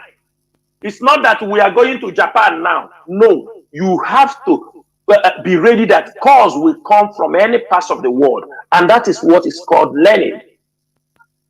But the problem is this. Our people, why are we not taking the good things? Why are we not taking those ones? And the question is this. How long are we going to wait before we correct ourselves after we have seen all these things? Ohaneze is not coming to correct it for you. Governors are not coming to correct it for you. Those people you call elite, they are not going to. Traditional rulers will not do it for you because they are no more traditional. They are political leaders. None of them is traditional. They have turned to a different thing. None of them. To convert them to Islam is as ABCD because they have been called that anything they are asked to do, they will gladly, and out of fear, they will execute that against their own people. Thank you, Mazi. And, the most horrible thing that happened to us is this Nigeria we are in, Nigeria. The caliphate purposely allowed, because they know that our people, if not controlled, we are like flowers. If not trimmed, we are wild. We become wild. So they purposely allow, in the north, one thing the caliphate is doing, they stopped history. They removed the history from our curriculum as Nigeria per se. But do you know that in their own, the caliphate, they are in their Islamic schools, they teach them their own histories. They teach them about Ottoman Danfodio. They teach them the prowess, the Fulani caliphate, what they have achieved. And, they teach them their history. But they deprived us of our own. You understand? As I'm watching on social media, look at, they say best teacher in Imo State gets 9 cups of beans, 2 tubers of yam, red oil as prize. He's a secondary school teacher. I'm watching the thing on social media, on Facebook, with red oil. But BB Niger winner, how much they will travel, they will send her all over the world. Give her 100 millions, if not hundreds of millions of naira. So, how do you think a small boy, children, will want to be a teacher that, the best teacher? All he gets is 9 cups of beans, 2 tubers of yam, and red oil as prize. Whereas a BB in Nigeria, go do a shower, do everything, they give you anything in this world. What do you think? Who do you think that the children will follow? That is the situation we are in. And Mazi, how many people from the north are participating in that BB in Nigeria? That is it. That is it. It's our people. We'll be running around for it. Have you seen a northern girl, a Muslim girl, in that program with all the money you kept there, with all the price? We don't know. Let me tell you, we don't know. Our people are talking of Nigeria. Oh, we Nigeria. They don't know that the caliphate, they are talking of Nigeria in order to, bring illusion. But they have their own, they create their own state. They have their own teachings. They have their own, all these things you are saying. You don't see Fulani girls. You don't see Muslim girls coming to BB Niger. That's it. So look at a teacher. A very noble profession. In other countries, very, very noble profession. Very noble profession. Look at let me tell you, one of the highest paid civil, the highest paid civil servants. Exactly. In India, they are teachers. They are teachers. But look at teachers. Mazi, how do you think that a baby will just be maybe a child of 10 years will be watching this and want to be a teacher tomorrow? How? Tell me. He will either want to be a BB, participate in BB Niger, or he want to boutique, sheet and get money, patego. So these are the ills in our land. That Nigeria wants to destroy us. That is why they gave us loose. They left us loose in order to continue. They are not any people doing this. Have you seen our police arrest them? Nigerian police arrest them. They promote them because they know that we are flowing that way. They are destroying us. But when we get our nation, you see, a teacher, people will go back. A teacher will be still reversed to being a very noble profession. People will be dying to become a teacher. You see, something Nigeria you don't change. Mazi, do you know all this time what we know, people that are traveling out of the country, migrating abroad, are medical professionals, like a doctors, nurses, lab technicians, radiographers. Now, the lecturers have joined they have joined the train. Yes. Now lecturers are now leaving the country. I don't know if our people know what is really happening to us.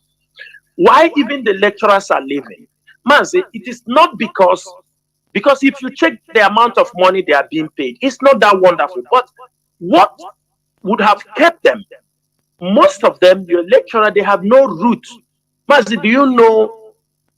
In many people, ask people, in people living in the villages, do you know sometimes you send them money to buy pepper? Land is surrounded them. Land. The land is fertile, green land, food. But you give people in the village money to buy pepper. You give them money to buy okra. You give them money to buy ogo, maize. But the land is there. And there are boys, there are girls, they are all there. But this is how they have destroyed us. Mazi, Instead, you want to go and learn how to do computer honestly. and the mobile phone. Mazi. They cannot say, if I plant this okra, let me see and study how can I be produced? Because this is food. Continuously. No. We are going to look the one that we have to wait. People will bring it, import it into our country before we leave. Mazi, we are heading for destruction if we continue this way. Thank you. There, Mazi. Let me go back to the phone, to the lines. People have been calling, hordes of calls, honestly.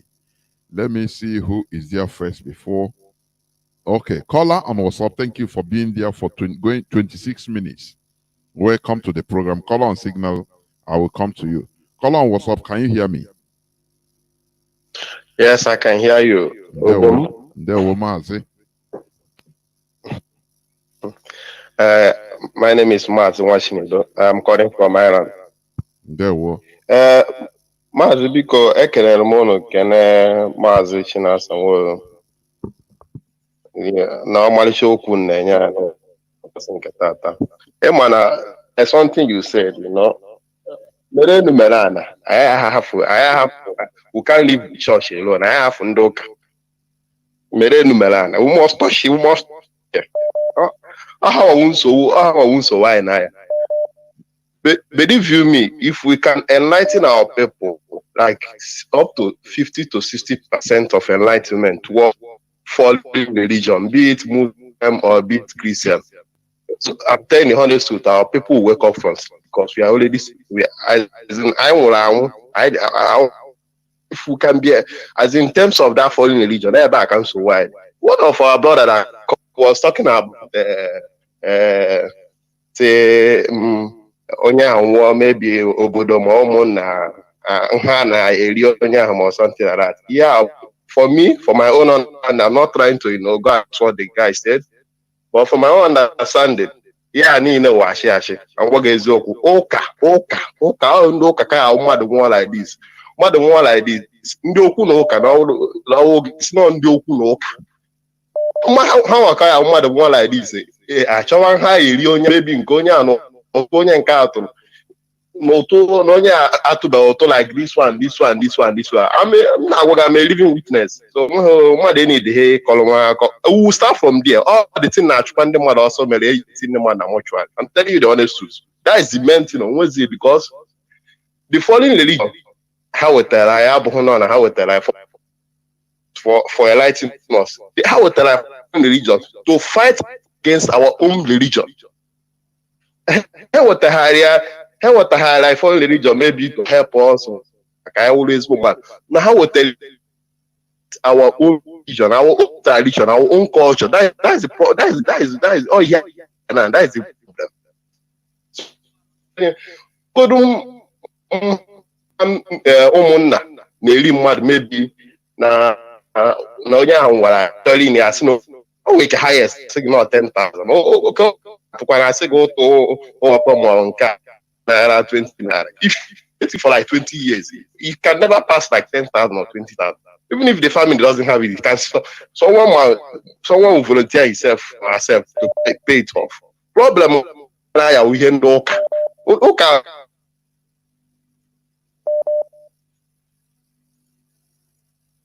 That is our problem. Because I remember when I was growing up as a child, more than one like this, especially the elderly people, like let's say from my own tribe where I came from, you know, like from 60 years or something like that, you know. And Abalonia and Didicong or something like that. So, but now you can't see it. In no go any such that's such a thing like this. That's not your job, not the yeah, so no, they no Ogukana, no nka, no ndị na-agwọ ọgwụ, no ndị na-eme nka, no ndị omenala, no ndị na-agwọ ọgwụ. Look at, you know, but all this is our war of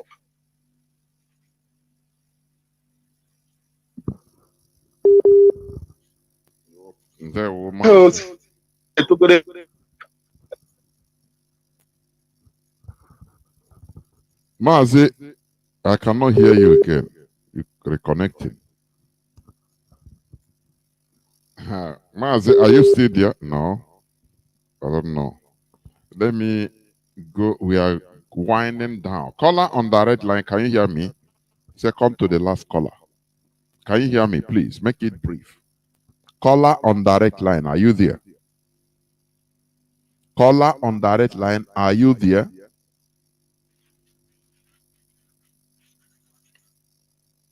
No. I don't know. Let me see.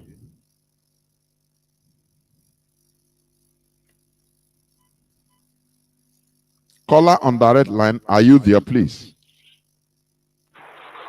Caller, there. Well, please make it brief as possible, because we are winding down. Yeah, good evening, sir. There. Well. I'm Kapachika from Odumbaba, Ocean Kotoni, the Republic, Mazi. Mazi, here on the Kukuna, where is Oku? I don't make a little that I'm Mazi Chinasa, asking a claim that honor duty, a big issue. Here could where is Oku? Because Mbembo, Lebanya, Edomachi, and I've been at war, I will like her, and I give them a Wilama. And I know that I have and Bang to some days a year. It became Bando as a Mazi. I was the only one. I get a cell amateur, have out Harala, Mpage, or Total, or Tuke, or Toronian, or Torin, so therefore, in a hard idea. I didn't have the family better, maybe Labuka good matter. A minute dog, I just feel a hard idea, maybe love another lot than that. Then I want to have in the Ndezile, Mamma, Elia, Elia.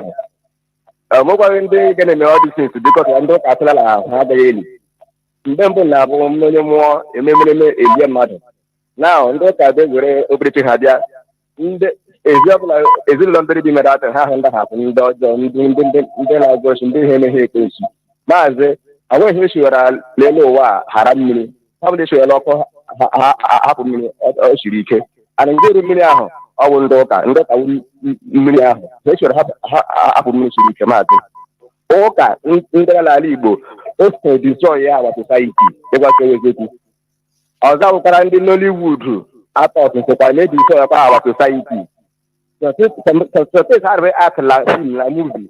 It's not a change in mindset of our little children, they destroy our society. They were going here I asked you some every here, joy here, I told you our possibility with a man of person people. Every here, joy, the kind of show you can go and they should take care like TV. What my can I watch it? No one, how you love to watch it. I'm not a hand in the Iba Uganda or Tolamambo, and I watch any love to ice together. I don't have I asked every honor the point the time nation. I will hand that page in the our faith. But I know in Nigeria, every Uberlemo law. All I know to go I gave you law with 20 matters because we take them more habia. This is not for that. I mean, and then after her, see her like a hand or the 1,000, so those are about to have made happen. So I don't have a lot of contract. So every sector of Nigeria is corrupt and they are evil. Ndị ụkọchukwu so not contribute ihe ọjọọ na-eme anyị maazị adịghị nchewara hara mmiri ha bụ chewara mmiri o siri ike ya bụtara ndị nọ na nọt na-achọghị lọta maazị na-ekwu maka ndị nọ na nọt ọ bụ taa ka anyị tiwara mkpu ha ọbụla chọrọ ime ebe ha mee ha ọ bụ ha nwa chọrọ ka onye ha bikọs lab ndị ebe anyị nke ile ọ bụ lala ugwu mgbe ebe nsode wel ha maala anyị nwa nọ na Republic anyị ndị sef da na onye nọ na Northern Nigeria onye nọ na Ghana Togo Niger ibe ya dị sef da na onye nọ n'ime da Northern Nigeria ebe ndị azụla as a whole ọ bụ otu dịrị maazị of course ana m ka Chika from obi ngaba ana m asị ka ọ dịrị ka o mesịa na ndewo remain blessed. Caller on signal, please. Thank you for holding on. Please make it very brief. Make it 3 minutes, please. Go on, please. Caller on signal. You have been waiting for 23 minutes. Thank you, Mazi Jonathan. There we go. Good evening, sir. There we go. Mazi Jonathan, this night broadcast is very great. To be honest, I lack words to describe it. And there's a place I want to touch, actually. When our leader used to do his broadcast, he once said that Radio Biafra is the highest, the best university in the world. I actually did not understand it that time. But as time goes on, I now understand why he said that. I'm saying this thing because of tonight's broadcast. And the way I want to speak is on the issue of death of our people, the people that have died. Now, one of the reasons why our people keep their people so long before doing the burial ceremony or burying their people is actually because of the levies they get from the church. Is the amount, sometimes if somebody dies and the church tells you how much you pay for that person, believe me, you find out, you'll be at the crossroads, you won't know what to do. That's the main reason. And let me just go to where it's actually aching me in the heart. On the side of multiple mortuaries we have in our land. Just like Mazi Chinasa said, that we're traveling along the expressways in Biafra land. Believe me, from pole to pole, you see mortuaries and mortuaries. You will lose count if you keep counting them. And I have the experience of this mortuary in 2014 when my mother died. There's a mortuary there's a hospital in Aba. Inside the hospital, they have their mortuary there. In fact, while Mazi Chinasa was talking, he said that some hospitals, they have their mortuaries 500 kilometers or 50 kilometers away from the hospital buildings. In the case of this hospital that I'm telling you, believe me, immediately you enter their gate, by the left, there, mortuary. And you, Mazi Jonathan, you spoke about using refrigerator to preserve people. Believe me, you need to come to Biafra land and see what is happening in mortuaries. There is nothing like refrigerators. They use a very high corrosive chemicals. Believe me, make your research. Immediately you bring people there, they will pour that chemical on that body. And that's the reason why at the end of the day, by the time you go to collect the body of your dead ones, you find that they've turned black. Sometimes it will be difficult for you to actually recognize your own. And another issue is the way they mishandle, in fact, they treat our dead bodies, the dead bodies of our people, as if they are riches. So, in summary, what I'm begging is, whenever IPOB wants to look into this particular issue, let them do it thoroughly. Just like Mazi Chinasa already said, let's close all these mortuaries. Stop all the things that stop our people from burying their dead ones on time. So that we live in a society. Like this night, I've learned from Mazi Chinasa that this thing has spiritual implications. I don't know anything about it, but I learned it this night. And I so much believe in what he said. So Mazi Jonathan, these are the things I want to say. And I thank you and Mazi Chinasa so much. Thank you, sir. Remain blessed. Caller on WhatsApp, you be the last caller, please. 3 minutes at the maximum, please. Caller on WhatsApp. Thank you for holding on for 8 minutes or 9 minutes. Go on, please. All right, Dr. Jonathan. There, Mazi. Mazi Chinasa Nworu. Mazi. First and foremost, I will start on my own that the side we came from, the side came like Abia North in Biafra land. We have what we call retirement for our old people. Some people use 60 years, some people use 60-something years. And the person will stop paying dues in the community, both levies in the community. The way they stop paying anything in the community. And when the person dies, the community will come for the person. But they are not implementing this thing in the church. They are not implementing Christendom. The way the Amala people do it, that I grow up and made it, that such age grade, they will not pay anything again. They will not pay anything again because of their age grade. They call it bottom. I don't know what other people call it. Why are they not implementing such a thing in the church? At so age, that so person will not pay any levy again. The person will not pay SMC. The person will not drop anything again because the person is not working again. The person cannot go again. The person cannot do anything. If they eat from pension, if at all they are paying anyone, or eat from the children, the person don't have. But the church pay the person for him to be paid at that age. That is one.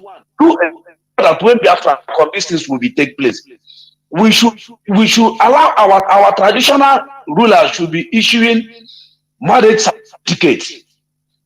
They should pass it to law that our traditional rulers should be issuing marriage certificates to our people. They marriage that he should recognize this of our own. That it should be recognized that our people will know it, that this is our certificate from traditional home, from our own home. Third and the last, but not the least. Like today, in Hollywood today, like our own dressing, when you put on our own isiagu, they will call it with our own cap, they will call it Naya Osi. You tie rapper, they will say the rapper is an old people thing, a Kayik song, without them knowing that this thing is our tradition, both the young and new, supposed to put on these things because of what Nollywood is doing. And when you come to this Nollywood, most of them there are the people that collected title. They say they collected title, but they are the one destroying our tradition. What that are, they will implementing it. And the other one, nobody that a reverend will come and for, or a person will make to go to heaven. If I like heaven. So they stop gambling our people. That die has died. The best for the person is to bury the person. That is all. Thank you, sir. Yeah, well, Mazi, thank you very much. This is where I'm going to switch up the phone. Mazi Chinasa, please.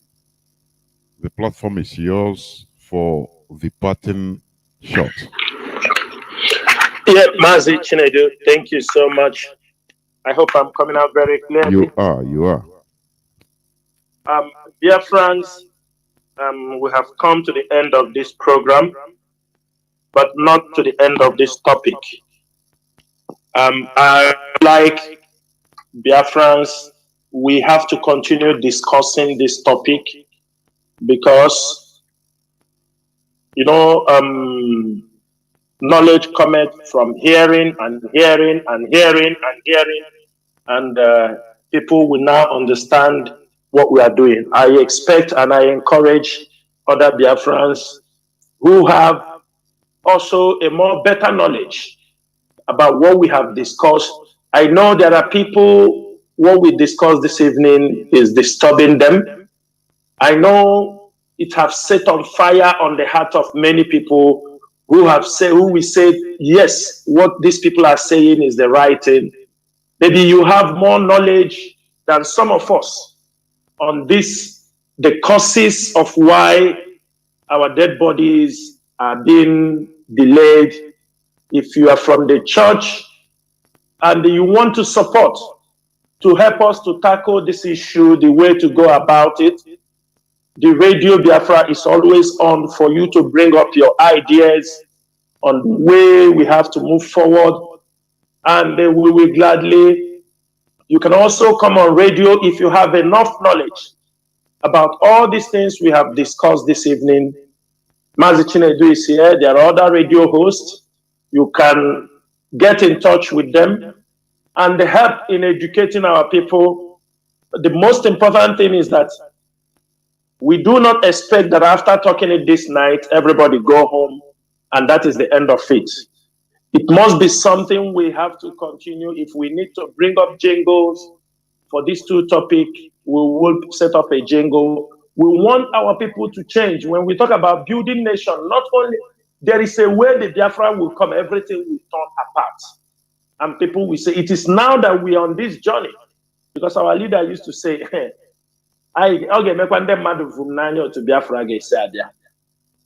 so we want certain things to be sorted out before we finally raise our flag as an independent nation. Biafrans and all the lovers of freedom, there are a few announcements I want to make this evening, or a few clarifications I would like to make this evening. Let me make it very clear this evening that, please, while we continue on day-to-day basis to debunk anything we do, we are proud to say it. We don't run away from whatever everybody knows when we kill the Fulani cows or we attack them where they are destroying our place, we will come out here and tell you we did it.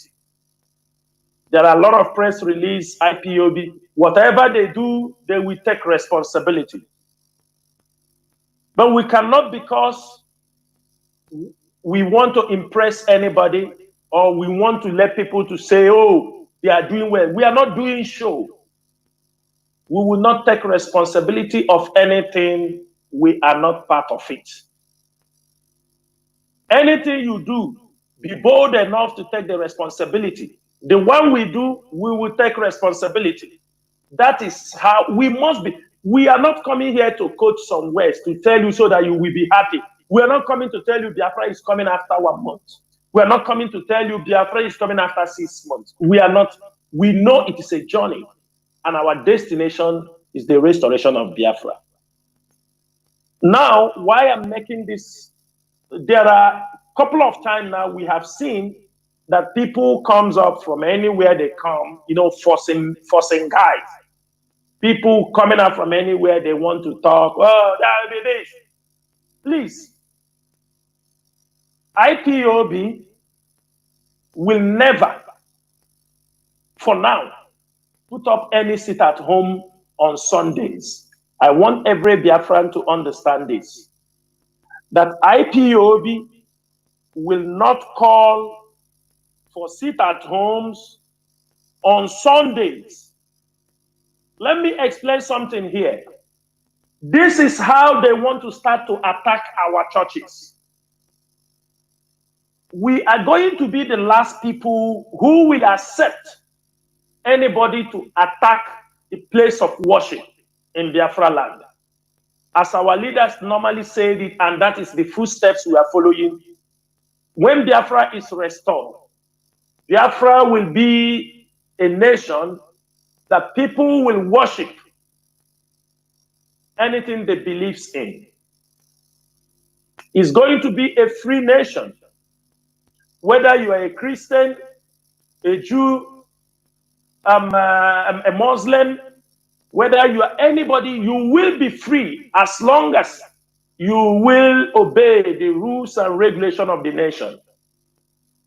People like us are also living in different countries where there are free worshiping.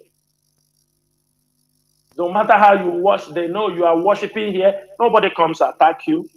So we are going to be the last people who will accept anybody to threaten our churches. Anybody threatening our churches, threatening our pastors, threatening them not to worship, you are the enemy of Biafrans. I'm making it very clear. So that those who want to cry, now they have extort money from businessmen, they have extort money from, now they are using the name of IPOB and ESN to attack churches. And this we are not going to accept. I'm making it very clear this evening. I have come on radio on several occasions. I know why I always come on radio to make some clarifications, especially on the side of criminality that I know we are not part of it. Some few months ago, I spoke about what is happening in Enugu. Some group of people who are threatening pastors that if they don't pay them some money, they will come to burn their churches, attack their churches. There is a pastor, for security reasons, I don't want to mention his name. They threatened him, and this pastor went and handed over this group of people 2 million naira. That was what they requested. Today, we have seen people say they are calling for sit at home on Sundays. And I'm asking all Biafrans, those who understand, those who can reason, without me or without any member of IPOB leadership coming on air to talk on this, won't you see the handwritings are very clear on the board? That they are now targeting Christians. Those who are declaring those things, now you can understand who they are working for. They are working for the caliphate. Because they have tried to make this accusation some years back, and it failed.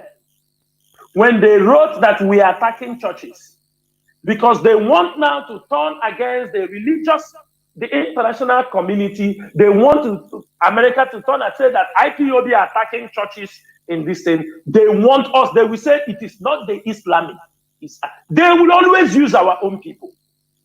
Now, somebody who calls himself born from a Christian family or born from any family in that southeastern region will come and on Sunday declare there will be no movement, that it is going to be sit at home. All of you understood why we said every Monday will not be, why we call it off. Now they have been defeated on Mondays. Now they want on Sundays, they will be pursuing people in the churches. They will go to the churches and start pursuing people and tell people that it is sit at home. They should not go to worship. It is sit at. Are you seeing what they are doing in Biafra land? And some of you are stupidly somewhere calling the name of Chinasa Nworu and IPOB leadership. Have you seen the evil people are exhibiting in your presence?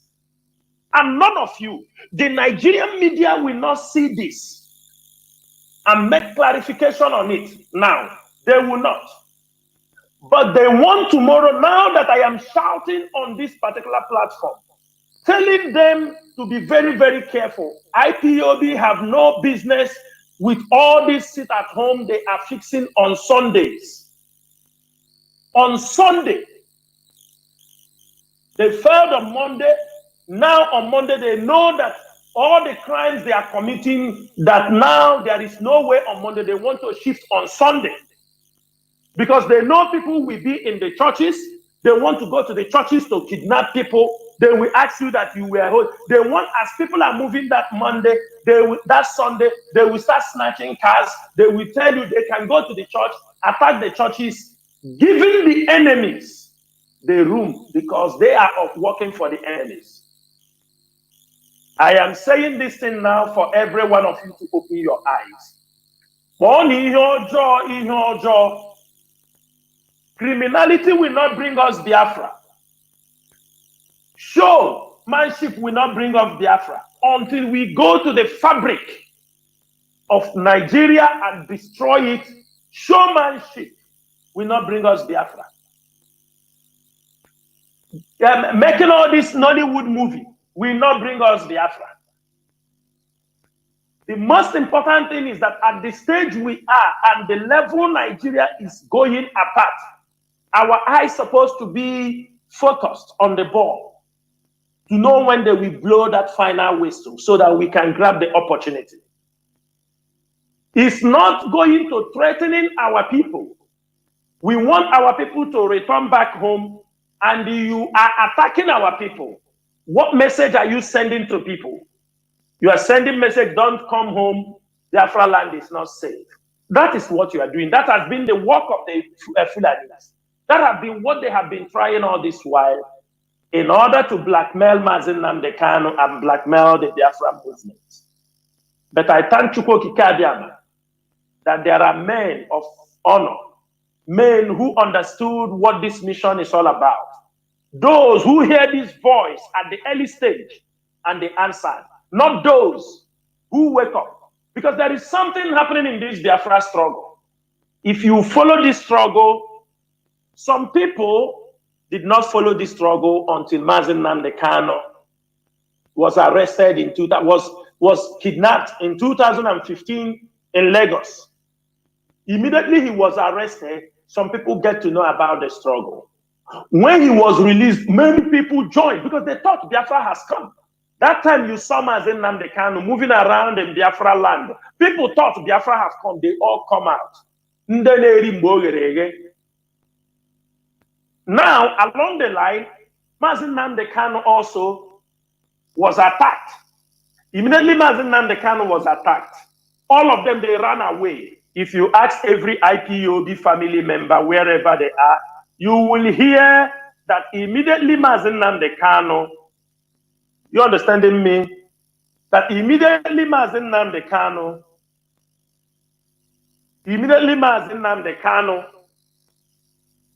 was arrested, was attacked.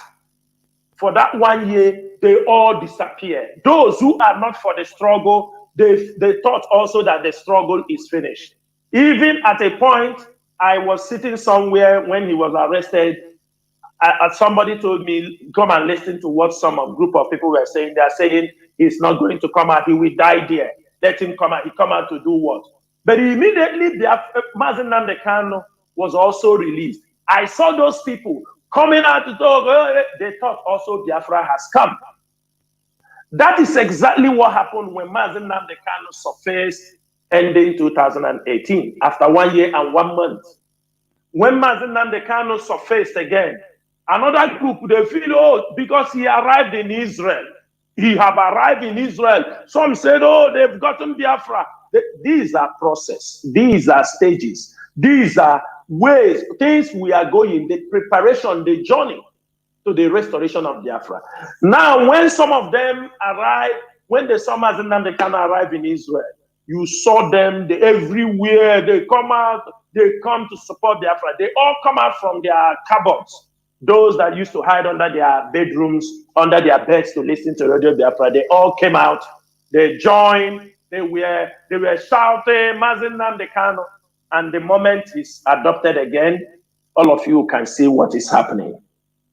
They try to destroy the movement. Those who came, when he came out, some of them have not spent 1 year in IPOB. They don't even know 1 year for you to know their mission. They have come to destroy IPOB. IPOB is built on truth. That's why Mazi Nnamdi Kanu say we are whiter and whiter than snow. We cannot use criminality to take any credit. Because if IPOB want to catch you, we will catch you without saying that you're a criminal, without saying that you did this. If we want to catch you, we will catch you. Now, we have seen this couple of days. There have been a news, because I'm clarifying this thing on air, because it has been there Everybody, messages are coming. People are calling us. Let me make this thing very clear. We have ESN in every state. It will be very bad that IPOB leadership who are in control of ESN, that they don't know where their location of their men are. It will be very bad that the ESN command do not know where their camps are, the locations of their camps, how many camps they have in every state, how many camps they have in a local government. When somebody comes to impose something on you, we don't take credit for what we don't want, what we done. If it is your own, claim it is your own. Everybody know you are responsible.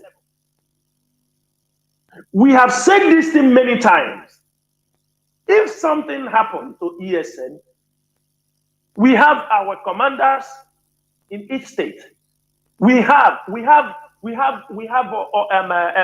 commanders in many camps and all these things. They know who to report to. They know. If anything happened, they know who to report to. They know their superior. And the messages flows from that pattern. We are a structured movement. We are not people that I didn't eat. You come. No, because there is an avenue where you can make your complaints and your problems will be taken care of. The ones we can. So these few days, because sometimes when people see us come to release a press release to clarify certain things, put in your mind that media people are calling us to accept if we are responsible, to know if we are responsible. We have people who are also supporting this struggle. They might not be at home. We are all over the world. We have respected people who we call to ask, are you people aware of these things? When we are not aware, in order to cut many of these questioning, because people can call you for 5 days, hundreds of calls, in order to quench all these things. The best way, because the media and publicity secretary, Mazi Powerful, will be receiving calls. They will be asking, are we aware of this thing? Does it belong to you people? It is our duty to tell our people the truth. And if it belongs to us, we know how we communicate. If it doesn't belong to us, we don't know about it. We tell you we don't know about it. Anybody can go back to some of my my broadcasts a couple of months back when I mentioned about Chocho and the people in Enugu Ezike. I made it very clear that I was warning people that because of why was that? Because there were many calls, many inquiries coming to IPOB. There is ESN in Enugu Ezike. We told them, they said, because they said they are ESN in Enugu Ezike. They attack churches. There were churches they attack, carry their musical instruments, there are people, there are things. They have been, you people saw in the marketplaces, they will come and shoot. We told you, these people are not ESN. ESN is not, ESN supposed to be in Enugu Ezike. There are times we were there, but the criminals, when we were pursuing people in Anambra, I made it very clear here that some of them have run to Enugu. I made it very clear on Radio Biafra that some criminals chased away from Anambra are heading to Enugu. They are now started that the same criminality in Enugu, and they are in Enugu. They are now committing the same crime that is happening in Anambra. When I said it, some of them tried to justify it that because the Mazi Nnamdi Kanu was asked to bring them ESN in Enugu Ezike because they have a bordering town with Benue. They didn't bring them. They now request somebody to bring them. They now bring them. Up to you. It is not our responsibility. Because you requested Mazi Nnamdi Kanu to bring you people in Enugu Ezike. Mazi Nnamdi Kanu did not send it. If you want to go and take criminal now to protect you, then you bear the consequences. You bear the consequences. You don't come and put blame or you want to force something that doesn't belong to us. We asked Mazi Nnamdi Kanu to give us ESN. You don't tell IPOB where to put ESN because in that your Enugu Ezike, there are a lot of issues. People, politicians with land and all that. We have ESN have been in many places in Enugu, and we know what we have passed through. We know how many sabotage we have gotten from the society, from within the environment. Wherever we are going to risk our men, because they have come to defend you people. Wherever we have brought them to defend you, and we are not getting the maximum support, we move to another place because we don't have that resources to keep people where they will be affected. So now, in this newspaper all over, they found a policeman they were looking for that was abducted, and they found his dead body in the same camp. Please, Nigerian social media and Nigerian media, I'm putting please just for you to always verify your information before you put the name of IPOB and the ESN on your publications. It is very, very important that whenever you are writing any article or such malicious article against the indigenous people of Biafra, as a media personnel, you have to contact, all of you have contact of our media and publicity secretary, Matt Powerful, to get the actual story. It's not just coming on your newspaper, you say IPOB and ESN camp was invaded and the people were caught and this thing. This is all fallacy. For since our leader was adopted and renditioned from Kenya, we continue to educate our people. We must be on a right track. We know these things are not going to stop. We are not the one that invented criminals in Biafra land. The criminals has been there, car snatchers has been there, armed robbers has been there. Many kind of crimes has been there in Nigeria and in the eastern part of Nigeria, which is actually Biafra land. It's not because now that IPOB is involved, you no more report any robbery case without attaching IPOB name. You don't report anything without any murder case. You don't. Tomorrow now, this crypto, Asari Dokubo, maybe he will fall from the chair and they fall from where he is. You people will say it's IPOB that pushed him from the chair. This is the thing that you people are forgetting. If you want to report, be objective. Be objective in your reporting. What all of you are doing is total blackmail. Why? Because every newspaper in your forum where you have gathered, immediately, like they blow whistle, all of you will be saying, they say it's IPOB. With this, none of you have a different opinion. Everybody said the police told you that it's, at the end you won't say that you have contacted the IPOB leadership. They said this camp does not belong to them. And if somebody tell you that this camp belongs to ESN, ask him who is his commander. With that, you will know who the camp belongs to. If you have a camp, you want to claim any camp. IPOB is not responsible. We do not have camps that terrorize their own people. What we have is ESN camps that make sure that Fulanis, they protect the forest, they protect the farmland, they protect our people from being raped, our mothers. This is the type of ESN we have. We do not have ESNs that goes about killing people, innocent, their own people, killing their own people, killing their own mothers, extorting from their own people. Then, if you are extorting from your own people, what is the difference between you and the Nigerian police and the Nigerian army that are on the checkpoint extorting your own people? These are the things people have to think and they have to reason. Now, secondly, I want to go to Abia State. And this message, I'm giving it to Okezi Ipaso. This is a direct message.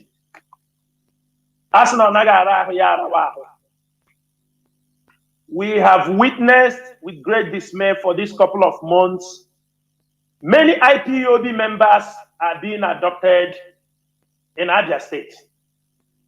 in open places. Why I am saying this is for those who are romancing with you. People will tell us, leave this place. Leave. Do you understand me? I'm making this thing very clear. A lot of IPOB members have been adopted in Aba. For example, you adopt somebody, let's say in Umule, and when the police came for this adoption, people recognized them, and you adopted this guy in an open place. People saw you people adopt this man. You took this man, people followed you also. You took this man to Umule police station or Aba Central. Everywhere is accessible. People can follow you to know where you are taking this person. But the moment the following day a lawyer goes to understand why this guy is being adopted or kidnapped, the police will deny totally of anything about that man. They will deny that they didn't adopt him, they have not seen him. IPOB family will go around the whole state, go every police station, they will continue to deny. This message is to Okezi Bazo and the Commissioner of Police. Do me, I do you, God no go vex. All these police people, they are living in our cities. They are living in our towns. They have brothers and sisters, they have mothers. And the thing is this, those people you adopted, they have wives, they have mothers, brothers, sisters. They knew you came to their house and adopted their son. Even if you kill their son, you can't kill the whole family because they are there giving testimony of how their brother or their husband was adopted. Nkani na apukwo okwu unu gwakwa Okezi Ikpeazu ka anyị jide afọ ụka ke IPOB jide afọ ụka. As we are in this freedom fighting, there is nothing we don't have. If we want to adopt, we will adopt also. But that is not our modus operandi. But never you people push us to do what we do not want to do. And I am saying it very clear. People take this message and send to Okezi Ikpeazu.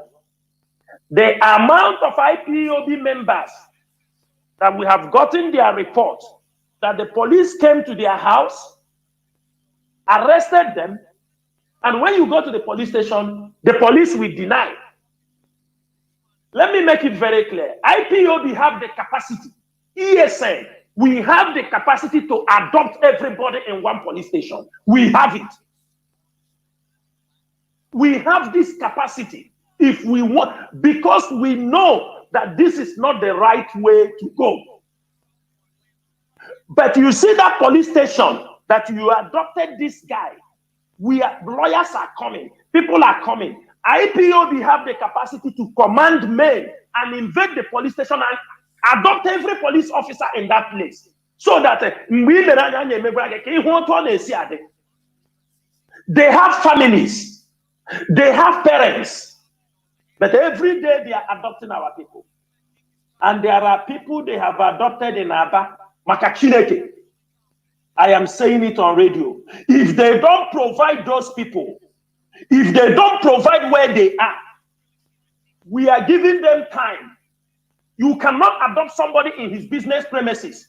Take him to a police station within 24 hours or within less than 24 hours. They came there, you deny that. If they don't provide all of them, if they know where they keep them by this, but today is Thursday. Today is Wednesday. This weekend and next week, we need all the people that you have voted. Show us where you kept them. If you have killed them, you will tell us the reason why you killed those innocent people. If you have not killed them, bring them to court. If not, we're going to start. We are not going to keep silent for long. Why we are saying this is because if you adopt somebody, let us know now whether he committed one crime. Maybe he did something wrong. Maybe he has a land problem with somebody. Maybe he has a business. Let us know. So we know, oh, they adopted you because you were having a business dealing with somebody. They adopted you because maybe you are having one problem with somebody. They arrested you because maybe you are owing the bank. But you don't come and adopt people. You disappear them, or they ask you, you deny. Makachineke, we are not going to accept it. I'm saying it this night so that that nobody is going to stop us when we start. That are some of the things I want to say this evening. Also, I want to make something very, very clear. For people don't say that they come, I will advise anybody, if you are an IPOD and you know in yourself you are no more part of IPOD, that there is somebody you are following. You don't no more take order from your coordinator in your state. You don't take order from their senatorial coordinators. You don't take order from your regional coordinators or your continental reps. You feel you are tired. You feel that you have become a Marabani Fonwa. I'm telling you this evening, go and put your resignation. Others can move forward. It won't cost you anything than to send a few lines that you have resigned from your position as the coordinator, because we are going to announce your name on the air. I am saying this thing from West Africa to North Africa to East Africa to all over, especially in this axis, especially in West Africa. I'm making it very clear. If you know you are no more under the command, you don't want to become a coordinator under the command, you have to resign. And if Mazi Nnamdi Kanu come out, it is under him you want to be. You now come, that time you go and do what you want to do. But Mazi Nnamdi Kanu is in detention when we're supposed to put the house in order. And you have found a new law somewhere. You have seen somebody you feel. We are not worried. We are many. We are many. These things happening are normal. When people leave, don't worry. New people are coming in. That is a journey. And I am saying it this evening. For those of you who have a place, you think that is where your loyalty lies, I will tell you, keep your loyalty to that people and leave that particular position that was given to you. We are not doing PDP and APC something here that you will be in APC, you jump to PDP, you say that now you are in PDP, you take everybody in your district, you continue. No, that is not what we are doing here. We are in freedom fighting. We are very, very much aware that people will come and go. We are very much aware that people will die on this process. We are very much aware that we will have sabotage. We are very much aware we will have infiltrators. We are very much aware we will have those who will like to assassinate the leaders of this movement. We are very much aware there are people who will go diabolical. We are very much aware that people will rise and speak against you for doing nothing. We are much aware. And we are not deterred from all these things because we know he who is much is given, much is expected from them. We are not the one that brought ourselves to this. I think it is service that have brought us all this far. And our reasons of standing strong is that we must hand over this battle to the next generation of Biafrans who will continue from where we have stopped. Even today, we don't find Mazi Nnamdi Kanu, we don't Mazi Chike or all of us in the DOS. There must be a new crop of leaders who must continue to fight. We are not going to get everything for you people, but there are things we must make sure we put as a standard for this movement. And I am very, very happy that I am part of those who have made this DOS very formidable. All the members of the DOS have let the world understand that there is an institution, a government, a people, an institution that is controlling this movement. That it was not only Mazi Nnamdi Kanu, like people were saying, Today, people knew that the Directorate of State for the indigenous people of Biafra can be able to withstand any storm. Their missiles from the Nigerian government, from the agents of the zoo, in any angle they come. That is one thing we have achieved. So that tomorrow we are not here. If you are becoming part of the GOS, you must learn to be resilient. You must learn to fight. Fight in a brutal way. You must be salvaged when you are confronting your enemies. And that is, we are in the GOS, we don't know what will happen tomorrow. But if you happen, they make you a member of the GOS. Remember, you are coming into a circle where you are going to face any kind of battle. And that time you are there, fight the enemy. We are keeping that legacy for our children who will be coming. That the moment you step into the leadership of IPOB, whenever you are called for this service and you become a member of the GOS, make it more great than what you are seeing now. To this end, Mazi, I am coming to the end of these few announcements, and I'm saying, Biafrans, wherever you are this evening, whatever you are doing, remember that we are on a mission to restore Biafra. You will be a lucky human being if you participate in this struggle till the end. But if you cannot, and along the way you fall apart, I will ask you to keep the little respect you had when you were in this journey. Do not destroy yourself out of ignorance.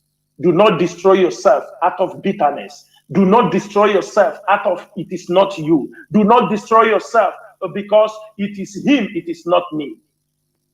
All of us are in the same journey. At the end of the day, I am not going to be the only Biafran. I am not going to benefit as the only Biafran. Every one of us will benefit.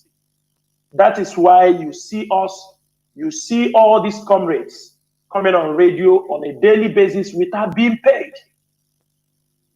They they program themselves that every day they come on air, stay 2, 3 hours, 4 hours, preaching the gospel for the restoration of Biafra. This is a heavy price that most of you cannot pay. I know I am in this struggle long enough. I am an old boy in this struggle. That I know some people, they could not do anything for IPOB if they are not paid. When they come into this struggle, they tell me, what are they paying me? What are they giving? We know. And those who you see that are giving this service are people who dedicate themselves. There are people also, you don't see them on social media. There are people, they will not come to talk, but they are doing extreme work to make sure our land are protected, to make sure that you and me have a voice to stand tall in the faces of this enemy. Therefore, I call every one of you, we must all rise up. Put Mazi Nnamdi in our prayer. We push all in diplomatic fronts. We continue to stand and maintain our stand that Mazi Nnamdi will be released unconditionally. In anything we can do, that is one of our aims and objective of continue to fight, because if any of our leader is being incarcerated, it's our duty to fight for his freedom. And we call the Nigerian government once again, irrespective of those who have called for his release of our leader Mazi Nnamdi Kanu. We know the voices calling for his release are many, both internationally and locally. But we will continue to scream and shout. We continue to fight until our leader, Mazi Nnamdi Kanu, is released. We pray for him on a daily basis. We call Chukwu Abiyama to give him a good health and understanding. We call Chukwu Abiyama to give all the IPOB members the strength. At the end, that all of us will gather in Biafra land and praise Chukwu Abiyama for leading us through this wide wilderness. To this end, may Chukwu Abiyama bless every one of you, guide and protect you people. Whatever you will eat, you may never lack. Once again, my name is Mazi Chinasa Nworu. Mazi Chinasa Nworu served the indigenous people of Biafra as a member of the Directorate of State I come from Obingwa. Obingwa is in Aba province. Kachifo no Mochineke. Ndewono. Mazi. Thank you for listening, Biafrans and lovers of freedom. Here, what we do here is mental emancipation. We treat issues, discuss issues for our own collective advantage. That is it. Biafra is an imagined nation. We cannot afford to restore a nation that is more of a mess. No. Instead, why are we coming? Why are we restoring? Instead, we stay where we are. Each and every one of us at least know how to hustle and bow down to the caliphate. But we say no. Instead of destroying our nomenclature, who we are, our collectivity, to the advantage of our selfishness, which the so-called elders are leading us into destruction. Destruction of our nomenclature. We say no. We are in a fight. It's not a joke. We are in a fight. Anything could be thrown at us. That is why they are using people. Even people that speak the same language, they are using people in order to try to thwart us. Because, the caliphate, they try to identify the core, how to destroy IPOB. And they see that they use infiltrators. You understand? In order to do it. But they can't. They will try. They can throw us different things, but no way. They will never, our leader said, IPOB will never be, can never be, is indestructible.